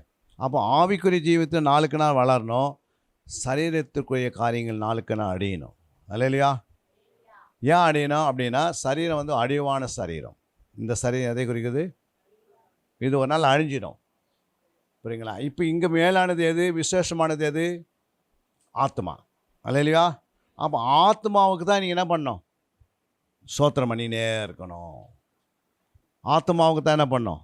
ஆத்மா ஆதாயப்படுத்தணும். இந்த ஆத்மாவை புதிதாக்கினே இருக்கிற வேலை யாருடைய வேலை? ஆண்டவர் புதிதாக்குவாரா, நம்ம புதிதாக்கணுமா? அப்போ நம்ம இதுக்காக பைபிள் வாசிக்காமல், ஜெபம் பண்ணாமல், ஆலயத்துக்கு வராமல், ஆலோசனை கேட்காம, புத்தி தெளிவு இல்லாமல், உபாசனை எனக்கு என்னங்க அதெல்லாம் எனக்கு புரியல, இரவு ஜபனா எனக்கு புரியல, அப்புறம் வேத வாசிப்பேனா புரியல, வேத தியானனா புரியல, ஆராய்ந்து பார்க்கனா புரியல. அப்போ எது தான் புரியுது? அப்போ நமக்குள்ளே இருந்தால் சோர்ந்து போகாமல் இருக்கணும். சோறு வரும், என்ன பண்ணக்கூடாது? சோர்ந்து போகக்கூடாது. அப்போ இந்த உள்ளான மனசில் நீ வசனத்தில் நிரப்பிங்கன்னு நல்ல ஜபத்தில் நிரம்பி, நல்ல துதிப்பாடல், நல்ல ஆண்டவர் சமூகத்தில் அதிகமாக நேரத்தை செலவு பண்ணி தியானம் பண்ணினே போனீங்கன்னா, ஜபம் பண்ணினே போனீங்கன்னா, உள்ளான மனுஷன் என்ன பண்ணுவான்? நல்லா பலப்பட்டு உள்ள நல்லா ஸ்ட்ரென்த்து வரும்போது வெளிக்கிற மனுஷன் என்ன ஆயிடுது? சோறு வராது, சோர்ந்து போக மாட்டான். அல்லையா? ஆண்டவருக்காக ஓட ஆரம்பிச்சிருவான், ஆண்டவருக்காக நிற்க ஆரம்பிச்சிருவான், ஆண்டவருடைய சத்தியத்தை போதிப்பான். சும்மா 10 நிமிஷம் உன்னை உட்கார வச்சோட எங்காவது 4 பேருக்கு சத்தியம் சொல்லி பிடிங்க. அல்லையா? அந்த அளவுக்கு உங்களுடைய உள்ளான மனுஷனை நீங்கள் வளர வைக்கணும். வெளியே இருக்கிற மனுஷன் அழிவுக்கு முன்னாடி போயினே இருப்பான். அல்லையா? 50 வருஷம் 60 வருஷம் 70 வருஷம் ஆனால் நம்முடைய முடியெல்லாம் என்ன பண்ணோம்? இப்போ அந்த அம்மா வந்து அருமையான அம்மா வந்து உட்காந்துருக்குறாங்க. அவங்க 25 வயசில் எப்படி இருந்திருப்பாங்க? எப்படி வந்திருப்பாங்க? அவங்க முடியல எப்படி இருந்திருக்கும்? இப்போ ஏன் அப்படி வந்துச்சு? நாளுக்கு நாள் வயசு ஆக ஆக சரீரத்தில் எல்லாமே ஸ்கின் என்ன ஆகுது? சுருங்குது. அப்புறம் அவங்க தலைமுடி நரைக்குது. அப்புறம் கண் பார்வை குறையுது. அப்புறம் வாய் பேசுறது எப்படி ஆகுது? போல்டாக பேச முடியுமா? குறையும். பல்லுகள்லாம் என்ன பண்ணோம்? ஆட ஆரம்பிச்சிருது. அதான் ஆண்ட சொல்கிறாரு, அந்த சரீரம் வாழ்ந்து நாளுக்கு நாள் அழிஞ்சினே போவோம், ஆனால் உள்ளுக்கிற மனுஷன் நாளுக்கு நாள் வளர்ந்துனே போவான். அதான் கிறிஸ்துவின் ஜீவியம். நம்ம என்ன பண்ணுறோம்? வெளிங்கிற மனுஷன் மட்டும்தான் பியூட்டி பார்க்கு போயிட்டு நல்லா என்ன பண்ணுறோம்? பணத்தை செலவு பண்ணி அதே அழகுப்படுத்தி உட்காந்து கிடக்கிறோம். இல்லையா? உள்ளுக்கிற மனுஷனை குத்துக்கு அவங்களுக்கு எந்த கவலையும் கிடையாது. உள்ள ஒரு மனுஷன் இருக்கிறானே தெரியாத வெறும் உலகத்துக்காகவே என்ன பண்ணுறான்? இந்த சரீரத்துக்காக ஓடி ஓடி ஓடி லாஸ்ட்டில் ஆத்மா இழந்து, ஆத்மா நரகத்துக்கு போய் விழுந்து, அந்த நரகத்தில் ஓன்னு கத்தி அங்கே காப்பாற்றுறதுக்கு சொல்கிறதுக்கு யாருமே இருக்க மாட்டாங்க. இல்லையா? ஐஸ்வர்யமே உலகத்துக்கு குறித்து சர்ச்சைக்கு வந்தான், ஆனால் அவன் ஐஸ்வர்யத்தையே பேசினான். ஐஸ்வர்யம் உள்ளவன் அவன் ஆடம்பரமான வாழ்க்கை வாழ்ந்தான். ஐஸ்வர்யம் உள்ளவன் என்ன செய்தான்? கர்த்தருடைய ராஜ்யத்தை கட்ட முடியல. ஆனால் ஏழையான லாசர் மட்டும் என்ன பண்ணார்? தேவ சமூகத்தை நாடி வந்தார். அவனுக்கு வயிற்றுக்கு இருக்கிறதோ இல்லையோ, ஆனால் ஆத்மாவுக்கு தேவையெல்லாம் சேர்த்துக்கணும். இல்லையா? 2 பேருமே மறிக்கிறாங்க. அடக்காலம் நடக்குது. லாசர் எங்கே இருக்கிறாரு? அப்போ ஆபிரகாம் மடிக்கு போனோன்னா நம்ம எதை விடலாம் விடாத எல்லாமே அப்படியே பிடிச்சி வச்சுக்கின்னு தான் என்ன பண்ண முடியாது? ஆபிரகாம் மடிக்கு போக முடியாது. இருக்கிற சுபாவத்தோடு அப்படியே போய் உட்கார முடியுமா? புரியுங்களா? அந்த சுபாவத்தில் அழிக்கிறது தான் சபை, ஆலயம், மேய்ப்பர், அந்த ஆலயத்தில் வசனங்கள், அந்த ஆலயத்தில் ஜெபம், ஆலயத்துக்கு கீழ்ப்படிந்து நம்மோடு கூட ஒரு கூட்டத்தை சேர்க்கணுமே, நம்ம ஆத்ம ஆதாயம் செய்யணுமே. இந்த ஆலயம் வெறுமையாக இருக்கக்கூடாது, ஆலயம் பூட்டப்படக்கூடாது. இது எப்பவுமே ஜெபம் பண்ணிக்கணும். ஆலயம்னா எப்படி இருக்கணும்? எப்பவுமே திறந்துருக்கணும். நம்ம இன்றைக்கி மூணுன்னா இதோட அடுத்த வாரம் வந்து திறந்தா எப்படி இருக்கும்? ஒரு ஐயா வந்து ஹாஸ்பிட்டலில் படுத்திருந்தார், உடம்பு சரியில்லாத. அப்போது ஒருத்தர் போய் சொல்லிட்டார், சுவிசேஷம் அறிவிச்சவர், இந்த மாதிரி வந்து என்னங்க நீங்கள் இந்த வியாதி இருக்கிறீங்க, ஏதாவது ஒரு ஆலயத்துக்கு போயிடுங்க, அங்கே போனால் நீங்கள் சுகம் ஆகிடுன்னு சொல்லிட்டாரு. என்ன சொல்லிட்டாரு? அவர் என்ன பண்ணார், அந்த பேஷண்ட்டாக இருந்தாலும் அந்த வலி தாங்க முடியாத எப்படியோ ஒரு ஆலயத்துக்கு போய் உட்காந்துட்டார். ஆலயத்தில் என்ன பண்ணிட்டாங்க, உட்காந்து மெசேஜ் கொடுக்குற மெசேஜ் பாட்டுக்கிட்டு எல்லாம் பாடுறாங்க, காணிக்கை எடுக்கிறாங்க, அது எடுக்கிறாங்க. இவர் பார்த்துனே இருக்கிறாராம். ஆனால் இது வரைக்கும் எனக்கு எந்த குணமும் ஆகலையா, சுகமாகலை. சரி, ஆலயம் முடிஞ்ச பிறகு என் ஆத்தமாவே கத்திர சோத்தெல்லாம் சொல்லிட்டாங்க. அப்புறம் ஆசிரியத்தை கூறிட்டாங்க. இப்போ எல்லாம் போயிட்டாங்க. இவர் மட்டும் சர்ச்சில் உட்காந்துருந்தார். அப்போ மூப்பர் வந்து கேட்டாராம், ஐயா நாங்கள் சர்ச்சை போட்டு போகிறோம், நீங்கள் என்ன பண்ணிவிடுங்க, வெளியே போங்க அப்படின்னாரா. அப்போ சொன்னாராம் அவர், நான் ஆலயத்துக்கு போனால் அங்கே சுகம் உண்டாயிடுதான். ஏன்னா நான் ஹாஸ்பிட்டலில் போய் நான் சுகம் இல்லாத இருக்கிறேன், ஆலயத்துக்கு போனால் சுகம் உண்டான்னு ஒருத்தர் அங்கேருந்து எனக்கு காமிச்சு விட்டார். ஹாஸ்பிட்டலில் போனால் என்ன இருக்காது, சுகம் இல்லை, எங்கே போனால் சுகம் அப்படின்னு ஆலயத்துக்கு வந்தேன். இப்போ எனக்கு சுகம் ஆகலையே, நான் ஆலயத்திலேயே உட்காந்துருப்பேன், நீங்கள் போயிடுங்க, என்னை கூட்டிகிட்டு விட்டு போயிடுன்ட்டாங்களாம். ஐயோ அப்படிலாம் இருக்காது அப்படின்னு கேட்டேன். இல்லைங்க, ஆலயத்தில் வந்தால் தான் சுகம் இருக்குதுன்னு சொல்லியிருக்கிறாங்க நம்ம அப்படின்னு அந்த ஐயாவுக்கு சொல்லும் போது அந்த ஐயா சொன்னாராம். அப்போ தான் மூப்பருக்கு என்ன பண்ணுதான், ஆலயத்துக்கு வந்தால் சுகம் உண்டாகிற இடம் இது, நமக்கே தெரியாது இருந்ததுன்னாரு. இந்த வியாதிஸ் மூலமாக நம்ம மனம் திரும்புகிறோம் அப்படின்னு அன்றைக்கி அவர் மனம் திரும்பினார் மூப்பரை. அல்லேலூயா. அப்போது அவர் மூப்பர் என்ன பண்ணால் எல்லா மூப்பரையும் கூப்பிட்டு உட்கார வச்சு அவருக்கு ஜெபம் பண்ணால் அவருக்கு சுகம் உண்டாயிடுச்சான். அப்போ அந்த மூப்பரை அன்னிலேருந்து பாஸ் ஆகிட்டாரான். அல்லேலூயா. அப்போ தான் நிறைய பேருக்கு ஆலயத்துக்கு வந்தால் சுகம்னு யாருக்குமே தெரியல. இது வரைக்கும் ஆலயத்துக்கு வந்தால் தான் என்னது ஆசீர்வாதம்னு தெரியல. வேறு எங்கெல்லாம் சுற்றுறாங்க, ஆலயத்துக்கு என்ன பண்ணுது, ஆசீர்வாதத்துக்கு சுற்றுறாங்க. சுகம் எங்கே உண்டாகும், ஆரோக்கியம் எங்கே உண்டாகும், விடுதலை எங்கே உண்டாகும், ஆலயத்தில். நீங்கள் ஆலயத்தில் வந்து வெறுமையாக போகக்கூடாது. மாற்றங்கள் வந்தால் தான் ஆலயம். அல்லேலூயா. உனக்குள்ளே எந்த ஒரு மாற்றங்களே வரலன்னா நீ ஆலயத்துக்கு இல்லை, யாரும் எங்கே உட்காந்து மாதிரி கணக்கு. அல்லேலூயா. ஆனால் தேவனுடைய ஆலயத்துக்கு எப்படி வரீங்க, பலவீனமாக வரீங்க, பலப்பட்டு போகிறீங்க. இன்னைக்கு இந்த வாதம் வந்தால் ஆண்டவர் என்னோட பேசிட்டாரு, இந்த சுபாவம் என்னோட போயிடுச்சு. ஆண்டவரே நீ முழங்கால் படிட்டு இனிமேல் நான் இப்படி தான் வாழ்வேன், இனிமேல் இப்படி வாழ மாட்டேன். அல்லேலூயா. தன்னை உறுதிப்படுத்தி நம்ம புதுப்பித்து புதிதான மனுஷனாக நம்ம வாழ்ந்து மறுபசாயலுக்கு ஆயத்தமாயிடணும்.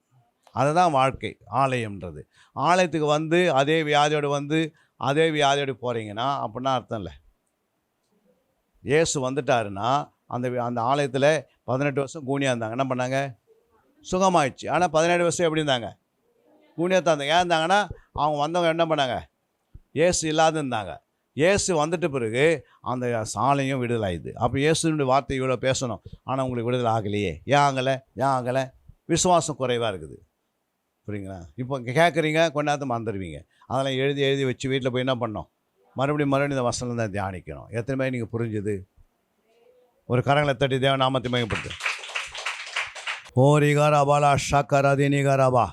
எல்லாம் வாயை திறந்த ஒரு நிமிடம் ஆண்டவர் நம்மோடு பேசினதுக்காக, ஆண்டவராக இயேசுவே நீர் எங்களோடு பேசி எங்களை பலப்படுத்துகிற கிறிஸ்துவினால் எல்லாவற்றையும் நான் செய்ய என்னை பலப்படுத்துகிறவரே, உம்மை நோக்கி நாங்கள் பார்க்கிறோம் ஆண்டவரே.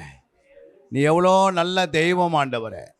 எங்கள் குற்றங்களை பேசி எங்களை மன்னித்து எங்களை மறுபப்படுத்துகிற தேவாதி தேவனுக்கு கோடி நன்றி அப்பா. நாங்கள் சிறு கூட்டமாக இருந்தாலும் எங்கள் மத்தியில் அசைவாடினீர், எங்களை தெளிவுபடுத்தினீர், எங்களுக்குள் மாற்றங்கள் கொண்டு வர போகிறீர். நாங்கள் இந்த உலகத்தில் இருக்கிற மக்களை நேசிக்கணும், அவங்களோட ஐக்கியமாக இருக்கக்கூடாது, உம்மோடு ஐக்கியமாக இருக்கணும், உன் சபையோடு ஐக்கியமாக இருக்கணும், வேதத்தோடு ஐக்கியமாக இருக்கணும், நற்கிரிகளோடு ஐக்கியமாக இருக்கணும், நற்கிரிகள் செய்வதில் ஐக்கியமாக இருக்கணும். உலக மக்களோடு ஆண்டவரே நாங்கள் அன்பு மட்டும் கூறணும், நேசிக்கணும் ஆண்டவரே. அவர் மேல் பிரியமாக இருக்கணும். அவங்க மேலே அவங்க அறியாதவர்கள், அவங்க மரித்தா நரகத்துக்கு போயிடுவாங்களே என்று அவங்களுக்காக ஜெபிக்கணும். அவங்களுக்காக நான் தொடர்ந்து அன்பை வெளிப்படுத்தணும். எப்படியாவது சுவிசேஷம் அறிவிக்கணும். எப்படியாவது அவங்களுக்காக கண்ணீரோடு ஜெபிக்கணும். இந்த ஆலயம் எப்போது திறக்கப்பட்டிருக்கணும். இந்த ஆலயத்தில் என் ஜெபம் எப்போது ஜெப ஜீவியம் பெருகணும். ஒரு ஜெப தூபம் இங்கேருந்து ஏறெடுக்கப்படணும். அது பரலோகத்துக்கு போகணும். பரிசுத்தமான ஜெபம் பரலோகத்தில் இருந்தது சொல்லப்பட்டிருக்கிறது. ஓ ரேலா ஷாக்கா ராதினிகாராபா, எங்கள் சத்துருக்களை நாங்கள் நேசிக்கணாப்பா. எங்கள் வீட்டார் தான் சத்துரு, அவர்களை நாங்கள் நேசித்து அவர்களுக்காக நான் ஜெபித்து அவர்களை இந்த உலகத்தில் அவர்களை எப்படியாவது நீ மனதில் வைக்கணும் ஆண்டவரே. உம்மால் ஆகாத காரியம் ஒன்றுமே இல்லை அப்பா. சாத்தான் எந்த வகையிலும் வருவான். அவன் மாமியார் மூலமாக வரலாம், மருமகன் மூலமாக வரலாம், அவங்க பக்கத்து வீட்டிலேருந்து வரலாம், ஆனால் அவன் சிநேகத்தின் மூலமாக வரலாம், அவன் நண்பர் மூலமாக வரலாம். ஆனாலும் அன்பு மட்டுக்கோரு. அன்பினால தான் சபையை கட்ட முடியும். அன்பினால தான் ஊரே கட்ட முடியும். அன்புதான் இயேசு உருவமே அன்புதான். இயேசுடைய அடிச்சுவடே அன்புதான். இயேசுடைய எல்லா விதமான அவருடைய சிந்தனைகள் அன்புதான். அன்பினாலே இயேசு சபையை கட்டினார், தன் ஜீவனை கொடுத்து கட்டினார். ஆண்டவர் சொன்னார், மகனே மகளே, இந்த ஊரை பாருங்க, மனம் திரும்பாத மக்களுக்காக உன்னுடைய அன்பின் ஜெபம் இருக்கிறதா? நீ உபவாசத்தோடு அன்போடு ஜெபிக்க வருகிறாயா? ஒரு மாதத்தில் ஒரு இரவாவது கண் வீழ்த்தி ஜெபிக்கிறாயா? வேலைன்னு ஓடுகிறீங்க, நேரம் இல்லைன்னு ஓடுகிறீங்க.